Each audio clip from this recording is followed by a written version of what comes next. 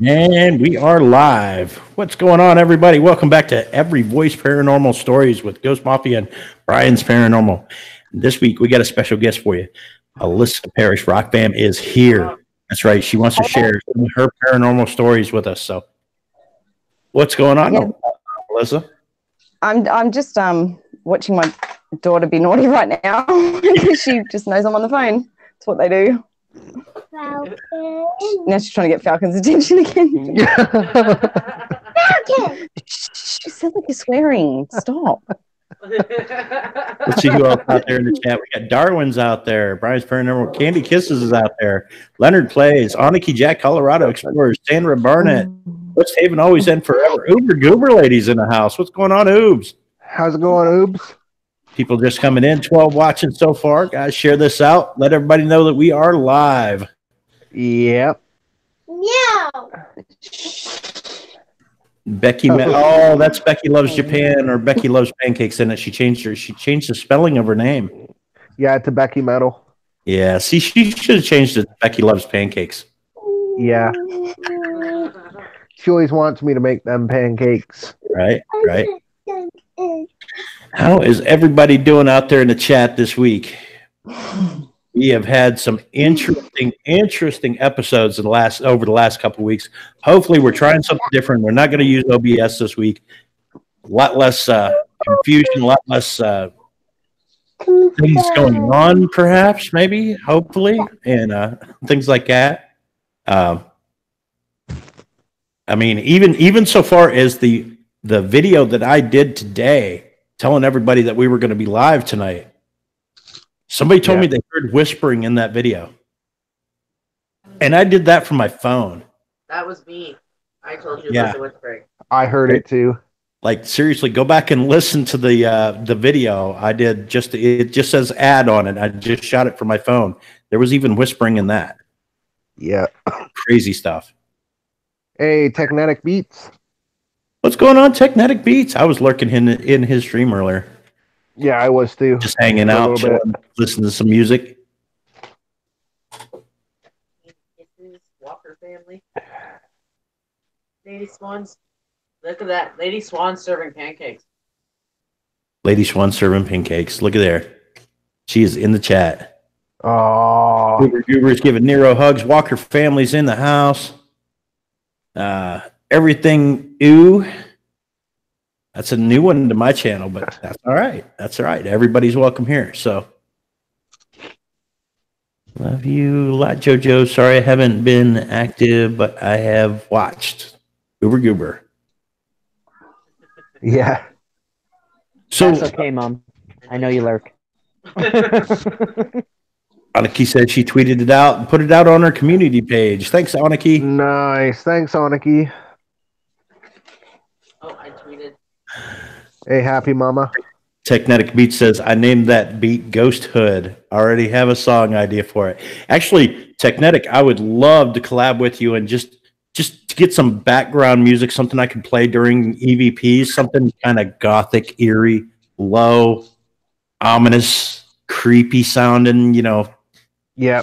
If you could do me up something like that, that'd be awesome, dude. I'd plug the shit out of that. That'd be awesome. Hi, everyone in chat. I can't see the chat, so I'll just say, communal hello. Alyssa Parrish, Rock Fam. Now, you are in Australia, right?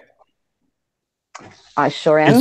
And it does exist. Is there like a lot of haunted locations down there? Because that's like my bucket list. That and Scotland is like the two places I've always wanted to go to all my life, like Australia and Scotland. I don't know why, but something. I want to be able to walk around Australia and pick opals off the ground, you know, kind of thing. Like that'd be cool. That would be cool. We don't have opals everywhere, just so you know. I have been opal mining though in a place because I live in New South Wales. In Sydney, so New South Wales is the state I live in, and we've been to a place called Lightning Ridge and stayed with a guy that my dad knows. My dad's a hydraulic engineer, so he works in the mines and designs a lot of the machines they use and stuff. So we got to go down in the mines and actually chip our own opals out of the wall. Like, it was just, I still remember it. I was only young, but I still remember that trip. It was a lot of fun. Mind you, they live very rough out there in the bush. Like, right. really rough. Yeah, make them tough out there too. But yeah, there is a lot of haunted places, especially around in Sydney. Like, there's a place called the Rocks, and a lot of that was like convict built. So you've got sandstone, the walls and everything are all from back when the convicts, when people from mainly England and Ireland were sent to New South Wales to colonise it, especially Sydney. Yeah, around the harbour and stuff like that. They used Australia as a penal colony. Anybody that was like really bad over in England, we'll put them on a ship, send them over there, and say, "Okay, this is your last chance. Go over here and make something out of yourself." And they did. So, but I'm sure that there's got to be a lot of historical like villages from that have like residual haunting and things too. Oh, definitely, and it's not just in Sydney. I mean, my ancestors, they were from England and Ireland, and they, I hate to say it, but one of them, or maybe a few, were convicts. I know that one of them, he got caught with a counterfeit note, a £1 fake note, and he got 14 years hard labour for that £1 note. Yep, and he was sent to Sydney Cove on one of like the first fleets that came here. I think that was in 1788, if my memory is correct, maybe. And but he could bring his family. They had the option. The family could come with them or stay behind, I guess. So him and his wife and 5 kids apparently came over here, and they were some of the first to actually colonise the Macleay River, which is up north of Sydney, about 5 hours north of Sydney. So it's all up and down the coast, right up to Queensland, and it's all convict built, pretty much. But yeah, haunted places, definitely. We've got jails, like Ned Kelly. Do you know who Ned Kelly is? I don't know what year that was. But yeah, he got hung in a Melbourne jail, and that jail's no longer in use as a jail, but they do ghost tours, they do all that sort of stuff. Technetic Beats has ever think that veins where they find gold and such transition metals are actually veins. Actually they are veins, but usually, they find gold in quartz, veins of quartz, and quartz being a crystal, it can harness power. So that's kind of it's an interesting idea there. I'm gonna have to wrap my head around and think about that a little bit more. But it can definitely transfer energy from one place to another. Yeah. I know limestone's got a lot to do with like holding or creating energy. A lot of paranormal stuff happens where there's a lot of limestone. Mm-hmm. Which I imagine it would be a lot of that around the rocks, like the first areas that were built. There's a church. I want to do a video of a church. It's honestly like probably about a 5-minute drive from where I live. I've just never been game enough to do it. It's up on a hill, and it's one of the first churches that were like in this area and surrounding suburbs. It's got one of the first explorers that I think he discovered the Blue Mountains, which is, obviously they're mountains in Sydney, but he was one of the first explorers. He's buried there at this cemetery. So it would be interesting to do a video there. I've just got to build up the balls to do it. I'm a wuss when it comes to this stuff. I love hearing about it, and I love watching other people go through it, but for me it just I'm not a fan. Lou Rock is in the chat. Lou Rock, we sent you an invitation to come up on the panel with us if you'd like. Hey, it's in your Facebook Messenger there. Come on up, Lou. I did hear a rumor that you wasn't feeling good, so I understand if you don't feel like coming up or whatnot. But he'll just call me Alicia. If he comes up, he'll just say, "My name's Alicia." It's not. So now, do you do investigations yourself? I haven't yet, but even my eldest daughter, she's begging me to just. She wants to even do one of the ghost tours they do down at the Rocks, and I'm like, I don't know, but I want to start doing it. I really do. Like I said, that church and the cemetery closest to us would be very interesting to do. And I know they do ghost tours like every month, and I know people have caught numerous like an apparition and things like that. There was one in the graveyard. I think they caught an actual apparition. It's blurred, like it's moving, but you can tell what it is. So yeah, just maybe I should go during the day first. Maybe that'll make it easier. It never hurts. Like I just got my drone in. Like I ordered this over a month ago, and this is one of the new pieces of equipment that I got with donations to my channel here about a month ago. I got the drone, and I want to be able to go out in the daytime to a location and kind of get some drone footage of the area to put in and make the videos a little bit longer, a little bit more interesting. So that's one of the things I'm going to be doing. But and especially with cemeteries and things like that, you can get some really wicked footage. Oh yeah, definitely. But yeah, I mean, there's a quarantine station in Sydney. It's in Manly, near one of our beaches. That's really, I can't even think of what year it is now. It was from people coming on the boats that had like smallpox, the rat plague. They would get, their boats would come in to this place at Manly, and it's got numerous buildings on site, like a boiler room. It had accommodation. It had like a big shower, like a wing for just the showers. And well, didn't they have some leper colonies there as well, where they was sending people that was like sick and dying and, you know, smallpox and whatnot, and they shipped them over there, and they had the colonies of them over there. Just it might have even been to what we call it Tasmania now, which is I would say that the land of like Tasmania, the land that's on was once attached to Australia, but it's not now. Like it's got that break, you know, that little bit of land down the bottom of Australia that you see. Yeah. But they used to call that Van Diemen's Land, and I think that's where a lot of, like you said, maybe the really bad criminals or whatever, they were sent to Van Diemen's Land rather than to Sydney. Where's Tyson? Who? Oh, you mean Falcon? He's not there. She's not there. So I would love to go to this quarantine station. I actually have quite a funny story of my sister. About 3 weeks ago, was staying there with her husband. Because they do ghost tours, but they also you can stay in the accommodation that they've got on site. And I get my mobile phone ringing at like 3 o'clock in the morning, and of course I wake up, I panic. I think my sister's always the one that calls me with bad news. It's always been her. Every time something's gone on in the family, she's always the one that's called me. So I panic, thinking, oh my God, why is she calling? And the first thing she says, sorry, I've got a child whinging. okay. We don't have to go now. Shh. She wants to pick her sisters up from school. We don't need to pick them up yet. But you do need to. We don't need to go yet. Addison, you need to stop. And and she says to me, "Oh, look, I'm at. What did she say? I'm at the Q station, and there's nothing happening." And I'm thinking she said she's at some train station. She's stranded. There's no one around because it's 3 o'clock in the morning. Who would be around? And so I'm completely confused.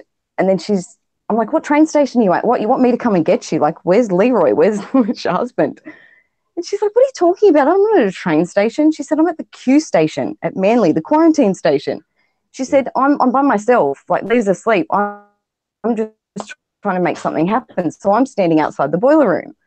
And I'm like, what? What are you trying to make something happen? She said, well, I thought I'd call you, and because you know all that sort of stuff, and maybe you and I could get something to actually happen. Hey, Lou. What's up, Alicia? What's going on, Lou Rock? Lou. Lou Rock is in the house. Told you, I knew he'd say that. What's It's up, Lou. Look, say hello. That's funny. Hey, I didn't start that. That was John from HSFL. Really? Yeah, he kept. He kept saying, "Oh, thank you so much, Alicia. Thanks, Alicia, for like 2 weeks straight." I'm like, dude, she's like, and she's donating, she's supporting his channel, she's being a good fams, and he's like, "Okay, Alicia, thanks, Alicia." I'm like, the least you could do is call her by her right name. Yep. Her name is Alyssa. But it doesn't bother me anyway. I don't mind. So many people do get it wrong. You need to shush for a second. So yeah, guys, I now have what they call hepatitis alphabet. That's A B C D E F G H I J K L M N O P.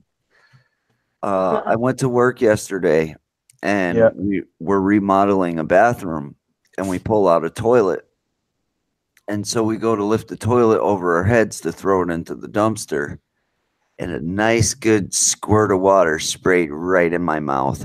Oh, wow. So today I felt really sick all day long, and I probably have every disease known to man. But other than that, it's been a great day. Lou, you have the worst luck of anybody. I have the worst luck out of anybody. Look, if I ever give you $2 and ask you to go down and pick me up a lotto ticket, just throw it back at me. Be like, don't even bother. Just keep it. You know what, guys? And then people are constantly coming to me telling me, "Oh, I want to get into paranormal. I want to start paranormal. I'm going to buy a spirit box. I'm going to do this. I'm going to do that." And I'm like, "Really? You have not seen what's happened to me in the last couple months? Like, it's horrible." But it is. Whatever. I'm sorry I added to the bad luck today when you were reading Facebook. Oh my God. I was like, I was worried about you. I'm like, Jesus. And then I look in the comments and, oh, it's just a joke. Yeah, great joke. My heart's in my throat. I'm worried about you. Did it not dawn on you that wasn't even our living room? No, it didn't. Not at all. Not in the slightest. That wasn't I thought it was your living room. Even after I found out it was a joke, I thought you just threw everything around in your living room. Nope. Nope. Well, very funny. So, Alyssa, you've had some activity in your own home that has been going on. Tell us about that. Oh, she's muted. She might be doing something with the little one. Yeah. It's all right. We'll come. Anything exciting happened to you lately? Yeah, toilet water in the face. No, paranormal. No, just kind of, you know what? It's kind of weird that all that stuff started to happen right after your live stream that night where everybody was being attacked. Yeah. And I was scratched too. I didn't make it into the live stream for 5 minutes before I was deathly ill. Yep. So, I mean, when every person that has something to do with the stream has some kind of attack, isn't that kind of telling you something? Well, yeah. I think so. Drone worship. Hey, I wanted to let you know, JoJo, that I did steal your Keurig while I was at your house today. I'm a little disappointed because you choose to get the cheap off-brand coffee, so you can have it back. Listen, we buy Folgers, okay? Second of all, you can have the Keurig. I got a new coffee maker. Enjoy. Yep. And it brews the best coffee. What is that? That was me. I'm sorry. I had to turn my phone down. It's all right. I was like, oh no, not deja vu again. Oh shit. Sorry. Hey, Danny D. Danny D's in the house. What's going on, Danny D? Jenny Martha's here. And wait. I've read a couple of his comments now. I just want to let him know I have been seeing his comments. Bill, two-doored hardtop. I did see where you have a story. Get with me or JoJo, and we'll see if we can't get you on one of the next episodes of E.V.P.S. Share your story with everybody. Oh yeah, yeah. We are booked for next week, but we're open for the week after. So, Ghost, is that a real doll behind you, or is that part of the green screen? This one? Yeah, that's a real doll. Oh, that's cool. Can I see that? Creepy, isn't it? I want to see its face.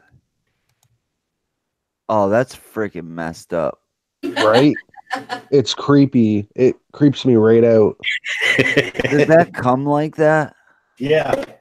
It's like a novelty thing. Store. You bought it at the Halloween store? You should have left it at the Halloween store. Right. Guarantee there's some haunted stuff attached to that doll. It was brand new.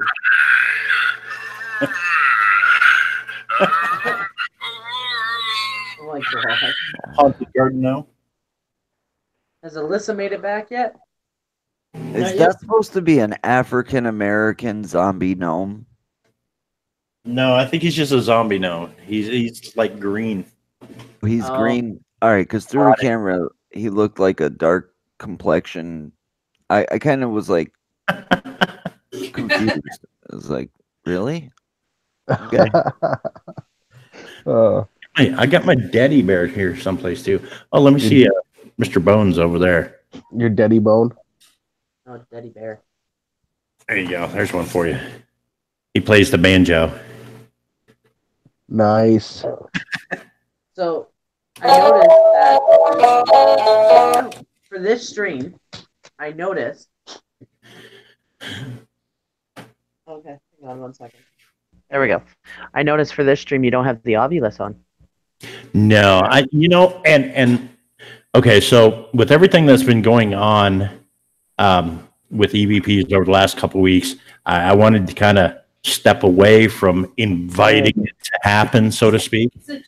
Can I say thank you for doing that? Yeah. Right? Yeah. Well, see, and that's the thing is when it first originally happened, the Ovulus was not on. It just started happening. And then we were like, okay, well, Ghost, you got the Ovulus, turn it on, right? Yeah. Because clearly there was stuff going on prior to that. Yeah. As Brian would say, yeah. Well, Brian's blowing his nose right now. He thought it was only proper not to do it on mic. Yeah. Alyssa, are you back? She's still muted. Joan says, oh my God, if somebody doesn't answer my question, I'm going to sucker punch a cute, rosy cheeked baby right in the face. Okay, oh my God. What was Drone's question? Did anybody say it? Nobody answered my question. Hold on, I'm scrolling up. Okay, if you had a choice, Burger King, McDonald's, or Taco Bell, I need help here, people. Fat guy. Just coming naturally. Taco Bell has actually been adding some really cool stuff to the menu. They got these nacho fries. They're like really seasoned French fries, and then they come with the little nacho cheese, the hot nacho cheese. Them freaking French fries are amazing. Also, rattlesnake fries? No, nacho cheese fries. Oh. Also, they have the cheesy potato burrito. Definitely Taco Bell. Please contact Ghost Mafia at ghostmafia@gmail.com for all sponsorship inquiries. Absolutely. If you want to know what's best on the menu, at Ghost Mafia. You know what? We just sold 4 burritos. I think we should own some stock now in the Taco Bell company. Yeah, see, you got to get the conglomerate, though, because like all of our Taco Bells in this area are, well, with the exception of one, most of them are either Taco Bell KFC or what's the one out in, it's Ghost Mafia. I cannot spell conglomerate. I can't even say it.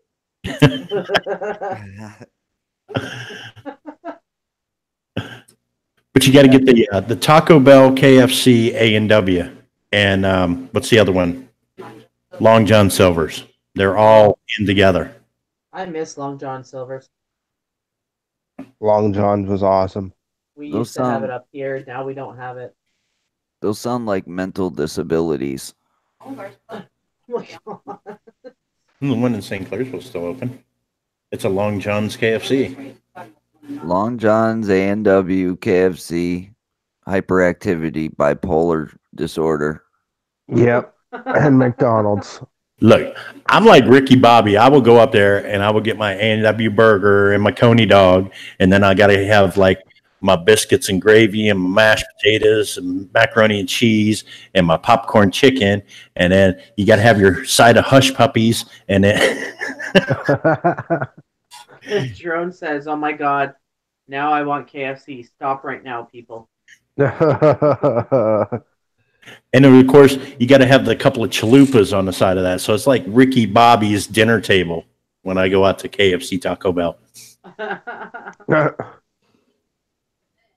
I can actually say, since that stream, that very last stream, wasn't in E.V.P.S, things have been normalish in our house. You know what I mean? I seen where Aniki said she heard. I think she was talking about the ad that I did earlier today. I think she said she heard the whisper. Mm-hmm. Yeah. Drone says, "I will pray to the little baby, 1 ounce, 4 pound baby Jesus." Oh man. Yeah, that'd be pretty. Welcome. Candy Kissing says it's creepy. I heard it. Does anybody know what it says? Can anybody figure out what it said? I know what it says.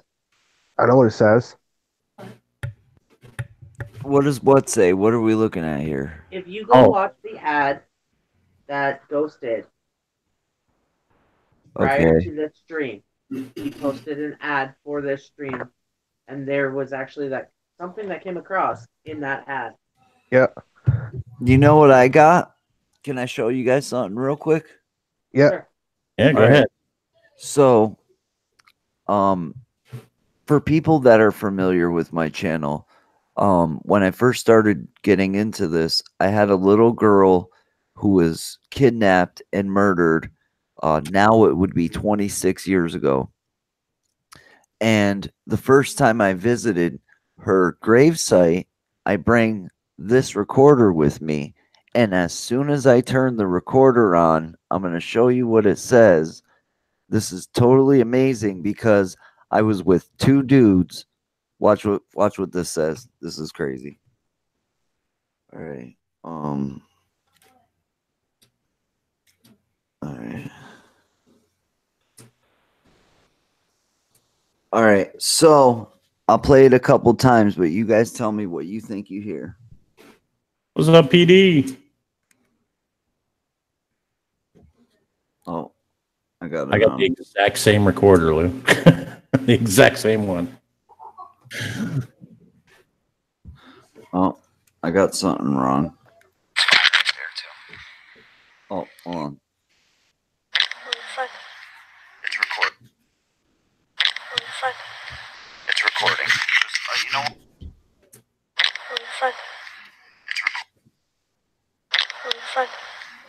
It sounds like a little kid saying, "Her friend." Yep.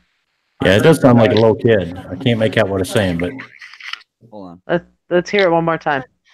Hold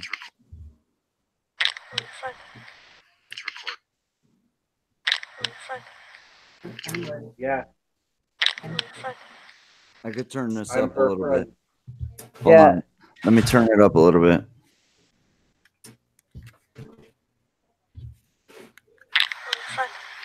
It's recording. It's recording. You know what? See, to me, it sounds like it says it's her friend. Yeah, that's what it says. That's what yeah, exactly. Yeah, he says it's her friend. And it was so crazy because it's me, my buddy Matt, and my buddy Daryl. And we go there, and I'm setting up to do EVPs. I turn this thing on, and then as soon as I turn it on, it sounds like me, like a little boy. My mom said it sounds like a girl to her. But to me, it sounds like a little boy. I would say like probably the age of 7 to 10 years old going, "Her friend." Yeah. Totally insane.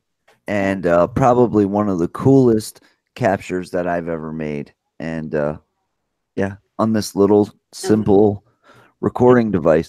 That's why when people say they need, you know, millions of dollars worth of equipment to do paranormal investigations, You don't. I mean, Well, sometimes you could do something with just simple baby powder. Come over here and ask him. Lady Swan has a question for you, Lou.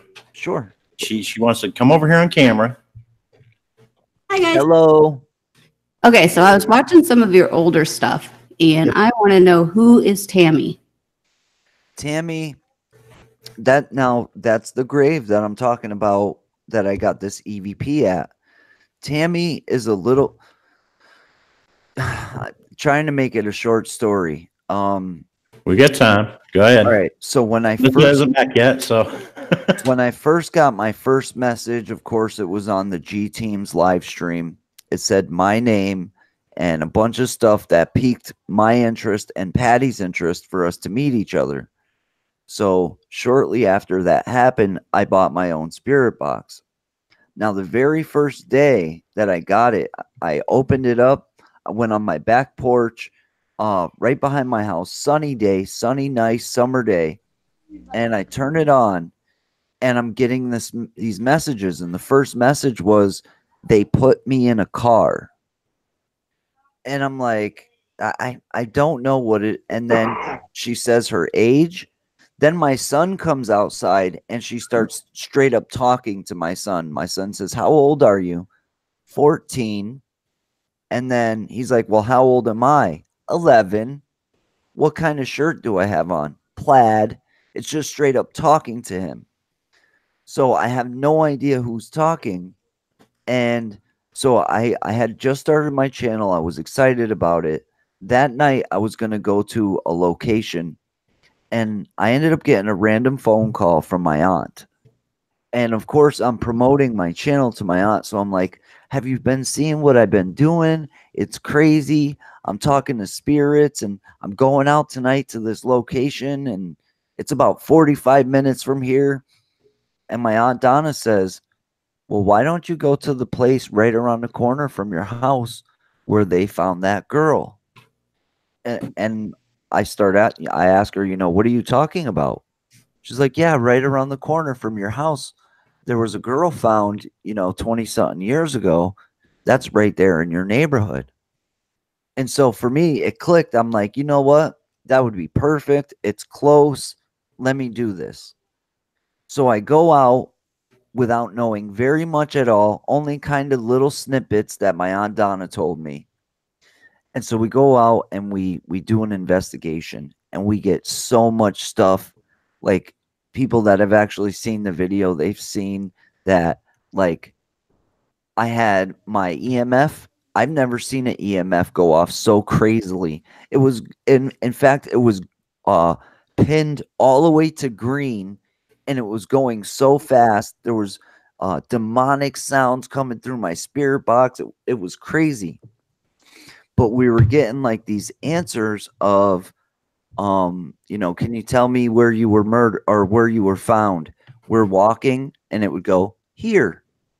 And then I'm on the opposite side of the road from where she was found, and it says, look here. I end up finding out a couple weeks later that that's actually where they thought that she was murdered. They thought she was murdered in this underground cabin that the kids in the neighborhood used to hang out at. And I actually ended up finding that cabin with my cousin, which the police had never found that thing. But after coming home from the first investigation, my mom's face is stark white, and she's like, Lou, you don't remember the first time you turned the box on, do you? And I'm like, Mom, what are you talking about? She's like, I was in the shower and it hit me like a ton of bricks. I'm like, Mom, what the hell are you talking about? She says, well, what was the first name you got the first day you turned the box on? And I'm like, I'm like, well, I got the footage. I'll go back and I'll go look. And I go back and look, and the name was Tammy. And ever since, she, like, when I first started the case and my mom popped that on me, for a good week to a good week and a half, I was so obsessed with her case. Every day I would find out, that I knew somebody that knew her, somebody that was close to her. my buddy Sammy that was here the other day, he was the last one seen with her. He was the actual last person seen with her. And and it's just, I've found that I know so many people and I'm so connected to this without ever knowing it. So I really don't know if she came to me because she's trying to get the people caught that did this to her, or maybe it's just because I know so many people that she knows. This is a small neighborhood and everybody in the neighborhood knows each other. She was a few years older than me, so she was the next group of kids. You know, I was in middle school when she was in high school, so she was a little older. She hung out with the kids that were a little bit older. So I never knew her. I never met her ever. But yeah, it's been crazy. It's been, my story with Tammy has actually made my life feel like a movie for over 2 years now. Like every time I turn around, some other door has been opened. Put it this way, I think I know exactly who killed her. He was questioned by the police. He was their prime suspect. The thing is, there was no evidence found on the body that would even suggest that she was murdered, because she was found 4 months after she that she disappeared, that she was so badly decomposed they couldn't tell if she was murdered, if she died from exposure, or what happened. So they never even classified it as a murder. It was just suspicious. That's all. And so it's just been a really like crazy surreal ride. The kid that I know, I almost know for sure he's the one who did it. Her mother works at the local grocery store, and he's not allowed to go to that grocery store because every time he would walk through the grocery store, she would scream, "You killed my daughter." And I've actually had fans, a lot of them tell me all I hear is, what is that noise? It sounds like someone's blowing breathing coming from JoJo's microphone. I don't know. So yeah, it's just been crazy, and we really, well, I really think we know who killed her, and I just hope that they put the puzzle pieces together and actually get the guy. I've had fans tell me, I keep hearing this name, and that's the name. And I've never even released the name to the public that I think is the one who killed her. So it's been crazy. And so yeah, that's where I got this. EVP was right at her grave. The first time I visited there, sounds like a little kid said, "It's her friend." So pretty crazy. Yeah. Sorry, I knew it was going to be a long, because it's hard to explain that story. It was done In a short form. Yeah. And that was the short form, really, because I could sit here and talk for like 5 hours on that girl. I got so obsessed with her story. I was saying that I got so obsessed with her in the beginning that for the first 2 weeks I didn't eat, I didn't sleep, I didn't do anything but research. Who knows her? Who knows something? Do the police know about the hole? I went to the actual police station. They ignored me. I actually got pulled over by a car. It was a white Dodge Charger. And this guy, he pulls me over and he's screaming at me, "What the F are you doing with a camera? What the F are you recording over here?" And I jump out and I say, "Hey, sir, you know, I'm a YouTuber and we're doing a story on a girl who went missing years and years ago. And I think we found new evidence." And this guy was playing like he was a police officer, and he pretends to get on the phone with somebody and act like that guy's a cop. I think either he was like a drug dealer in the neighborhood who was really like trying to see what I was doing, or maybe he had something to do with it, because I never got no response from it. You know, the guy said he was a police officer. if he was really a police officer, he should have really checked me out. You know what I mean? He should have ran my name. He should have really made note of what was going on, and he never did. And that's just one of the crazy things that's happened to me, and it's just been nuts. See, to me, it sounds like he almost had something to do with it. Why else would he care? What was that? Probably my mom yelling. No, I heard something whispering to the mic. All right, listen. Oh, that was me. Yeah, I heard whispering coming from Ghost Mike. It happens. It does. I ain't gonna lie. Well, it happens all the time. Yeah, well, Just ignore it. They were in it. They said they'd be here, so. Won't be the first time. Probably won't be the last. Happens all the time. Welcome back, Alyssa. When you're getting used to it. Thanks. We'll see how long it lasts, shall we? It's only like, what's the time here? It's only 12:50, so it's like lunchtime. And you guys are lucky. All your kids are off to bed, and mine, no, they're always just up. It's your fall season right now, right? Yes. You're going into fall, so unfortunately we'll be going into summer, and you'll be going into winter. Yeah, yep. But their winter, their winter is 70 degrees. Oh yeah. No, it's not. We don't get snow, but it gets colder than that. Like you'll see me in a jacket. I know you're a day ahead of me, but hey, what's the winning lotto numbers for tomorrow? I'm just wondering. I would love to make us rich, Ghost. Oh my gosh, wouldn't that be awesome? I'd be in on it, don't you worry. It's unfortunate I can't look like that. Now, I have some questions for Alyssa. Go ahead. I want to know, like, I know you haven't done any investigations yourself, but what has your experience been like with the paranormal? Probably is it like you're wondering if it's different to what you guys experience over there, maybe? No, I want to know like what kind of experiences you've had. So like obviously like you're interested in it, and the majority of people that get interested in it are either trying to prove that it's not real or they're trying to prove something that's happened to them.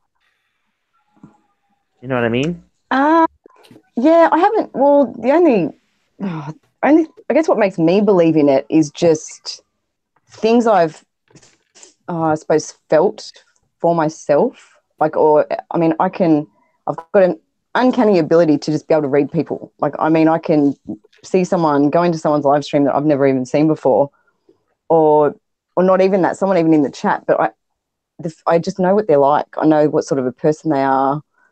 It's really weird. So I guess that's what's made me get into it more, because of what has happened to others, but not so much myself. Mm-hmm. Does that make sense? Yes.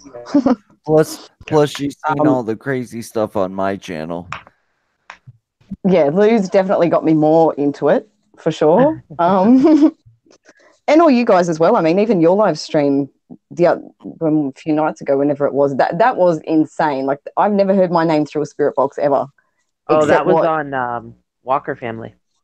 Yeah, the Walker family. That's right. Yeah. Was that the one that I didn't make 5 minutes for? That I could pick up.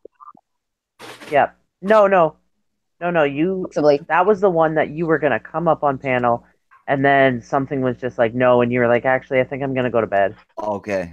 Yep. I'm glad I went to bed. That was a good idea. Yeah, that was a good idea. Because I noticed you, Jojo, you didn't even look yourself.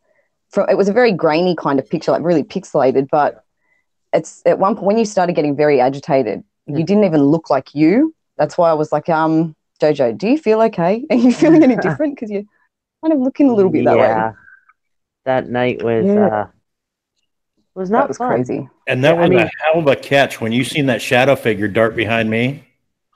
Mm-hmm. Good eye. That was good, because the camera only went to you for you to say, what was it, 100 or something? Oh, that's right. What the spirit box had last said was 100. Yeah. And so you went to say 100 again, and it was nothing else on the screen moved. It was a clear picture, and this thing just went, but wow, what was that? And it was just like, and gone. Yeah. It was all because of those reflective stripes. I didn't even know how to describe it to you. I'm like, how do I say this now? Like the jacket hanging behind you and something just blocked out the stripes on it. Well, the stripes on it are made of that high visibility, it's very reflective. The least little bit of light will reflect off of those. And that's for riding your motorcycle after dark so that people, I mean, you hit that thing with a flash from a camera, it'll light up the whole room reflecting off those stripes. Oh, yeah. Yep. So that was pretty freaky to see that. And for whatever passed over it to block it out, it's kind of hard to do considering those things are that reflective. You know what I mean? Yeah. So it literally had to block the light completely out. Like a good thing than transparent. It would have had to been more of a solid black mass pass over it, almost. Yep, that's what I saw. It didn't have any shape to it. It was just, I suppose, something just blocked it out. It might have been a bigger shape, but we couldn't see that because it was just the stripes that got blocked out. Yeah, but that was because didn't you see something behind you before that? Yeah. Well, we have in other streams and on other calls and things like that where we've seen shadow figures dart across the room and things like that. But I don't really pay as long as it's just a shadow figure and it's not doing anything, no harm. Leaving the cupboards open or leaving the refrigerator open, unplugging appliances for no reason or anything like that. I'm cool with it. It's fine. It's creepy when that stuff happens, though. Oh, I couldn't imagine. I haven't. Well, actually, I don't think I've had anything like that happen. Maybe I haven't. I just try and brush it off. I'm too logical. Possibly. I just wondered because I noticed, like in the streams, you and Aniki were like the first ones to pick up anything in any of the streams since this stuff has been happening. Yeah, I'm fascinated by it. I really am. And I'm so open-minded to it. I'm surprised it doesn't happen. But my daughter, my oldest one, she keeps telling me that she sees things. Last night she freaked out. She came out of her bedroom and she's looked at me in my room and she shut her door. And I'm like, "What's wrong?" And she goes, "Oh, wait a minute." And she shut the door and she came over to me and she's gone, the flag things that hang in her room, like, you have decoration, and she's got these like a metal string of lights, little tiny LED lights as well. And she was like, it came down and then it bounced back up again. And I was just like, what do you mean? And she said, the flags that hang in my room, she said they just came down, but they bounced back up. And I thought, that's really weird. And I thought maybe they're attached to that wire or that, because the wire is quite bouncy. But they weren't, and now they're down. And so I'm not sure if she's, I thought maybe it was an attention thing at first, but maybe now it's not. So I may have more stories for you guys. Has she been like talking to things that aren't there?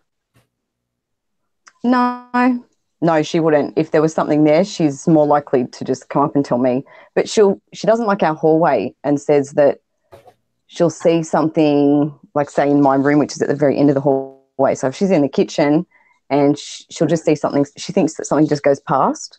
But I haven't felt anything in this house that we're living in. Like, there's no bad history to it, I don't think. We've been here 4 years and I feel comfortable. Like at night, I'm not scared or anything like that. So yeah, I don't know, but she was worried enough that she got off my ex-mother-in-law some holy water, because she's got holy water that it's been blessed, and so she's got a little bottle of that, and she'll go and get like a little branch off a tree outside and she'll spray it around, like just flick it around the house. Yeah. So she's obviously maybe seeing something, but I try and play it down to her because she'll panic. She's only like 11, but see, she watches Lou and Patty and you guys as well, so she does know about this sort of stuff, and I'm very open with her about it. My other 3, they're oblivious. They don't know what's going on with anything, really. But yes, well, I'm trying to think of other experiences I've had. No, you said your sister investigates. Well, she doesn't. She doesn't usually. They went, I think, for their anniversary to stay at this quarantine station. That's right. I was telling you that story. So the 3 o'clock in the morning phone call I get off her, it was because she wanted me to help her, like call out and see if there's anything there, because she was on this. It's such a vast property. I couldn't believe that she was on her own. And the boiler room is where once these people got off the boat, all their stuff would go into the boiler room and just be steamed for quarantining. I guess that's what it's for, I imagine. But yeah, she couldn't get anything to happen there. So she's gone back up to like this main section. And she said, so what do I do? And I said, well, call out. Just ask if there's anything there that wants to communicate and that you come in peace. You're not there to get rid of it. You just want to document that, you know, there is something after we die. So she started to say it, and then she's gone, hang on, I'm going to put you on speakerphone. You call out. You say it. Because she was drunk. She really was. I'll say it. She was drunk. And, yeah, she got me to start calling out. And after about 5 seconds of me just saying, is there anyone here who wants to communicate? Can give us a sign, please? She goes, oh, my God, one window just started rattling. And, I mean, these are old buildings, so there's a lot of windows with panes in it, and she said there's windows, there's probably 4 along that wall, and she said just one pane started, like, rattling. So I said, well, ask it to stop. Like, you've got to see if you can get an intelligent response. So she got me to do it again. She goes, okay, I'll put my phone right next to it. Okay, you're on speaker. You just say whatever you want. Thinking, oh, my gosh, really? It was 3 o'clock in the morning. She just woke me up. And it did stop, and it did start again. But after that, I think she must have got bored with it. I don't know. She moved on to this outside section, and eventually we got off the phone, and she just then she sent me a message saying, I'm trying to send you. She goes, I can't go back to my room. I said, why? She said, I can't until you see this video that I've just sent you. Okay, so have a look at it and then call me back. I'm like, okay, so I look at this video, and there's this orb. She's got to go down this dark stairwell. And she's filming, she's just got her camera and she's filming down there. And this orb just comes out from the bottom sort of doorway where she has to walk. It came out and sort of went to go toward up the stairs, and then it just went back into where it had come from, and that was it. It was gone. And I was like, well, you've got to go down there. Go down there. Be recording. Just walk down the stairs and see if there's anything there. Which she did, but again, there was no more sort of action, which it's one of the most haunted places in Australia. So it just goes to show if you want it to happen, it's not going to happen. And she really wanted something to happen. I don't know why. But yeah, it was quite funny. It was just, it was quite a funny story. Her being drunk. Me and Lou have talked about that before. You can go hours wanting something to happen, have cameras set up all over the place. And not until the end of the night, you start turning off cameras and packing stuff away. And that's when something's going to happen. That's when it's going to let you know, hey, I just messed up your whole night. Yeah. I'm sure Lou's got stories about that. Oh, yeah. As soon as the camera's off, that's, when stuff starts to happen. Oh, sorry, I thought I had a little mouse in here or something. Oh, my God. TXGT here. Cindy Ball, sharpshooter, the man fan. Dropping them links. Let's see. I know we got some new people in here. Hello, everyone in chat. Sorry, I can't see the chat, so that's why I'm not responding to anyone. Is in there. Donna Rocks is in there. Yeah. Hey, Donna. Yeah, Jen's Life says it sure does. Yep. Yeah. Anytime you're doing an investigation and you're wanting something to happen, you really want something to happen. You want to have a good investigation. That's when you won't get anything at all. Yep. And, it's not until you start packing up your gear and heading out. You've got it. I mean, literally, you'll have it packed away in suitcases or whatever. You carry everything in, and then something's going to go, but I'm here. It's like, yep. It's going to show itself or something. Tell me. It always happens. Yeah. Yep. Nothing. Normally it's like halfway into the show and then it all starts. Now, have you had any personal experiences that happened to you, like in your home or anything like that? Not in the home I'm in now, thank goodness. My mother-in-law we lived with for about 4 years, and I don't know if it was because I was half asleep and I was also pregnant at the time, but I do know that her daughter, my sister-in-law, who lives with her mum now, she has said before that she has seen a little girl, in my mother-in-law's house, because the area we live in, this years and years and years ago, before it was like a proper town, this was all farmland. It was all like fruit trees, like a fruit, what do they call it, an orchard, I think it is. Yeah. And yeah, so, but we don't know exactly like how many people have owned the house my mother-in-law lives in or anything like that. But yeah, and even my oldest daughter thinks that she has seen maybe a little girl just standing like going into the kitchen. I think she saw her before. I think I saw her walk through, where was it? There's like a dining room wall and then there's the kitchen on the other side of that, and it looked like she had come out of the wall. But again, I was so tired and so pregnant at the time that I just brushed it off and thought, that was probably just my imagination. But when I really think about it, I think it probably was a little girl. It's just me wanting to, while we live there, block it out. Yeah. But other than that, I'm trying to think. I've always just been so in tune with it, but maybe that's why I don't see things, possibly, if that makes any sense. It could. Because I'm not scared to see it.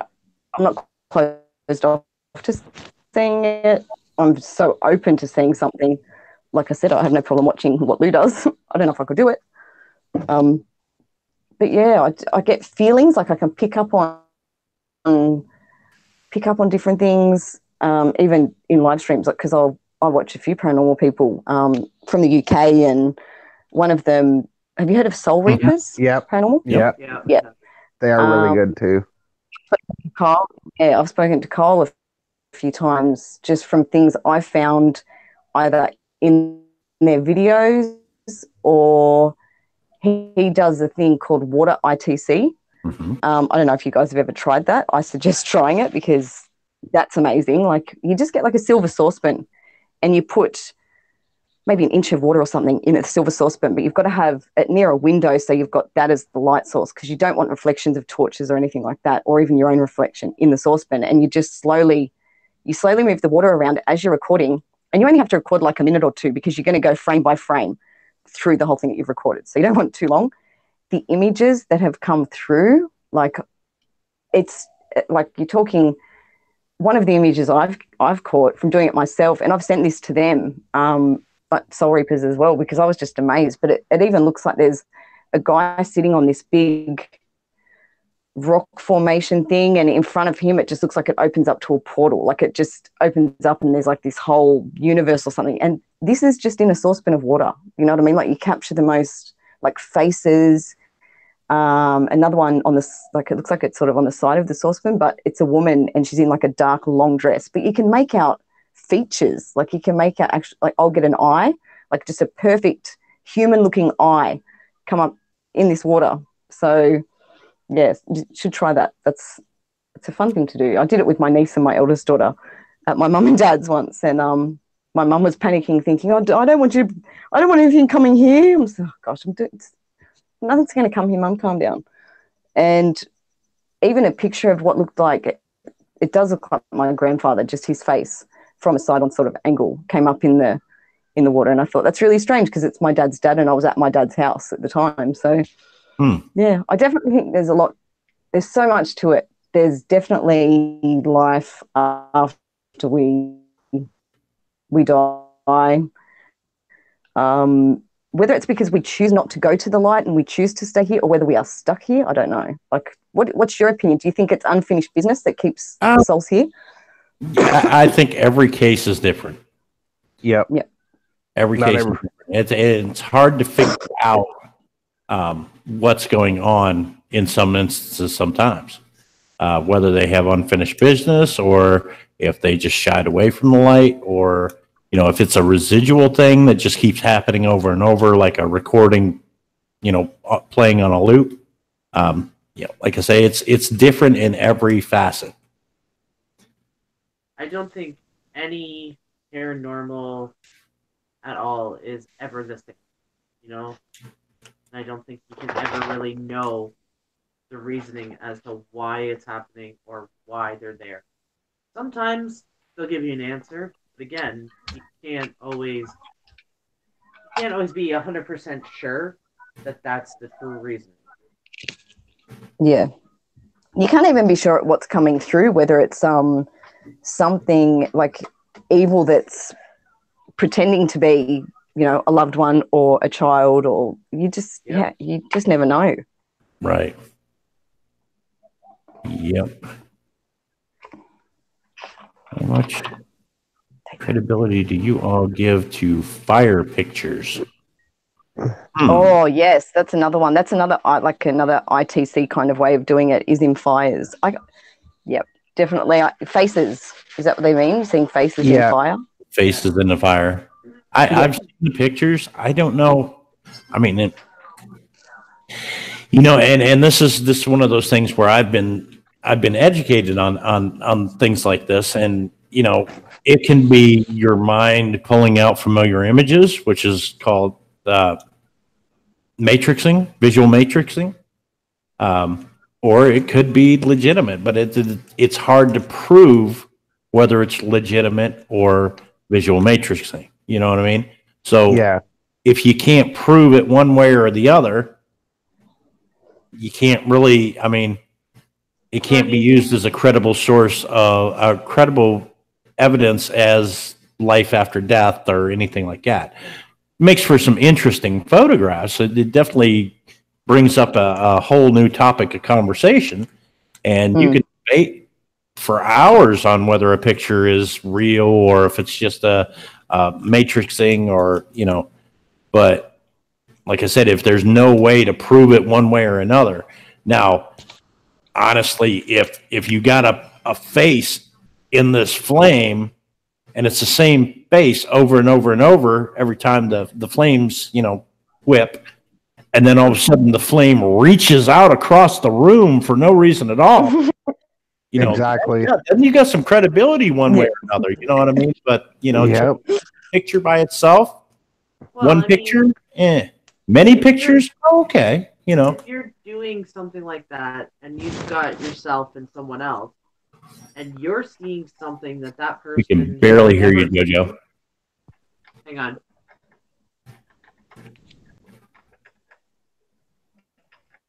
Okay. Like I was saying. If you're doing something like that, okay, like fire pictures or even the water, if you're seeing something and you have someone with you or a group with you, and those people have never seen the same images that you've seen, like say you see your grandmother, and you know it's your grandmother, but to other people it's just an older lady, you know what I mean? To me, that would be credibility right there, because if they can say, yeah, I'm seeing a lady in such and such, and it matches what you're seeing, to me that's credibility. Yeah, I tend to lend the credibility to, like, if you take one picture and you see the face in one picture, 10 seconds later you take another picture, you see the same face again, that would make it more credible for me that, from second to second, those flames are changing, ever changing, ever manipulated by the fuels that fan the flames. So if you get the same face multiple times, not just the same picture, but different pictures, 10 seconds after the next, 10 seconds after that, you got 3 pictures, 3 of the same face. Yeah, now that would lend more credibility to what I'd be looking at. You know what I mean?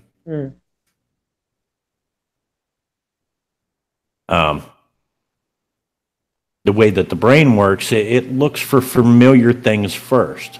So you might actually see a face that's going to be more familiar to you than, okay, Joe down the road from where we live, I'm seeing his face in the fire, but no, I see my grandmother's face, because that's, your grandmother, you've seen her face from using that as an example. I'm saying, if someone can describe your grandmother and they've never seen your grandmother, but you're both seeing this person in the fire and you're the only one that's actually familiar with that face, right?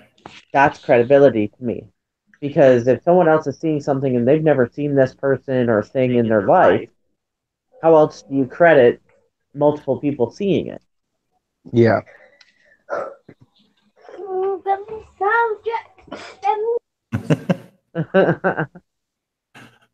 Yeah. I know. Cindy Ball asked a question in the chat about spirits following or attaching to people. So I kind of touched base with it about that kind of thing. If a spirit is finding a fascination, they will follow. They will attach themselves to certain things that they grow fond of. Not all the time, but normally. But yeah, they can. Because she had asked in the chat, she's like, "Can spirits follow you?" So. Yeah, and you know, from what we've learned in the last few weeks, I mean, you know, they can travel through the internet. I mean, you know, the spirits are an energy. Yep. Energy doesn't die; it just takes on another form. And anything that will conduct electricity or conduct energy, it can travel through. Exactly. Like, yeah, basically, we've all the last 3 episodes. Yeah, it's been probably the last 5, really. Yeah, we've had. Hold on.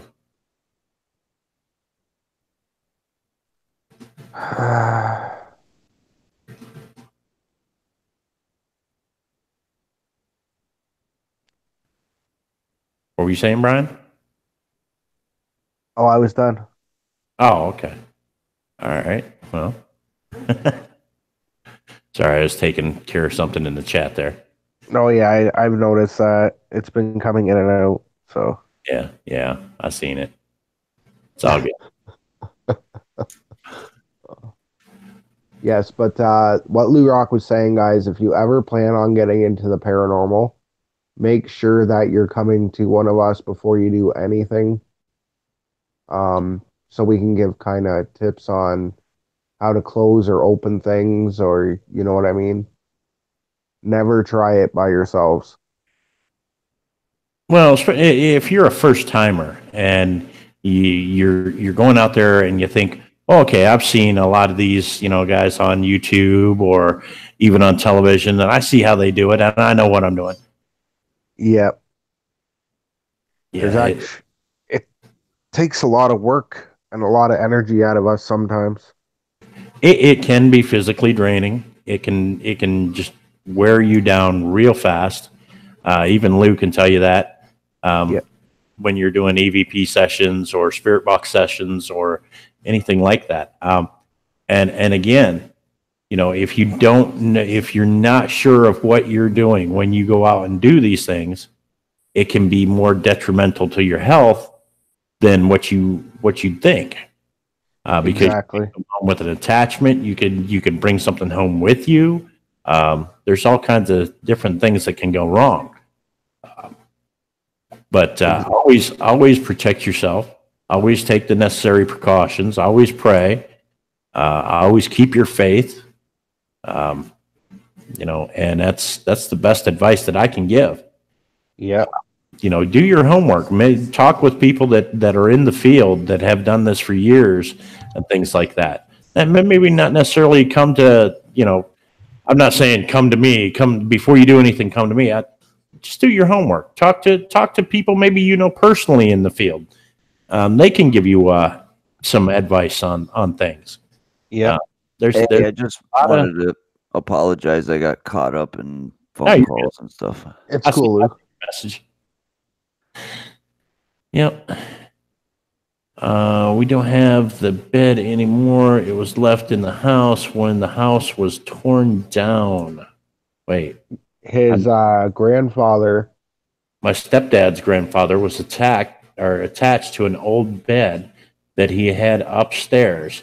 He could hear the sound of furniture moving with no one being up there. we don't have the bed anymore. It was left in the house when the house was torn down. Okay. All right. Nice. Yeah, so if there's something that was a family member's and that spirit finds it attractive too, they will attach themselves to that. Yeah, we had a bed here, and when my stepfather died, he looked over at my mom and he said, "Oh shit," and fell onto her and pretty much died on the bed right here. So Really? I had to get rid of the bed because I didn't feel comfortable. I mean, and here's what you got to think about. Okay, when a person is alive, okay, now they've done studies on this. Is absolute truth. Okay. Yep. Dust in your house. 90% of the dust that is in your home, it's not coming from the outdoors. Oh, that no, is it's our skin. Dead skin cells, and dander, broken hair follicle, the whole nine. It's all body parts that are falling off you as you go through life, literally. Sure.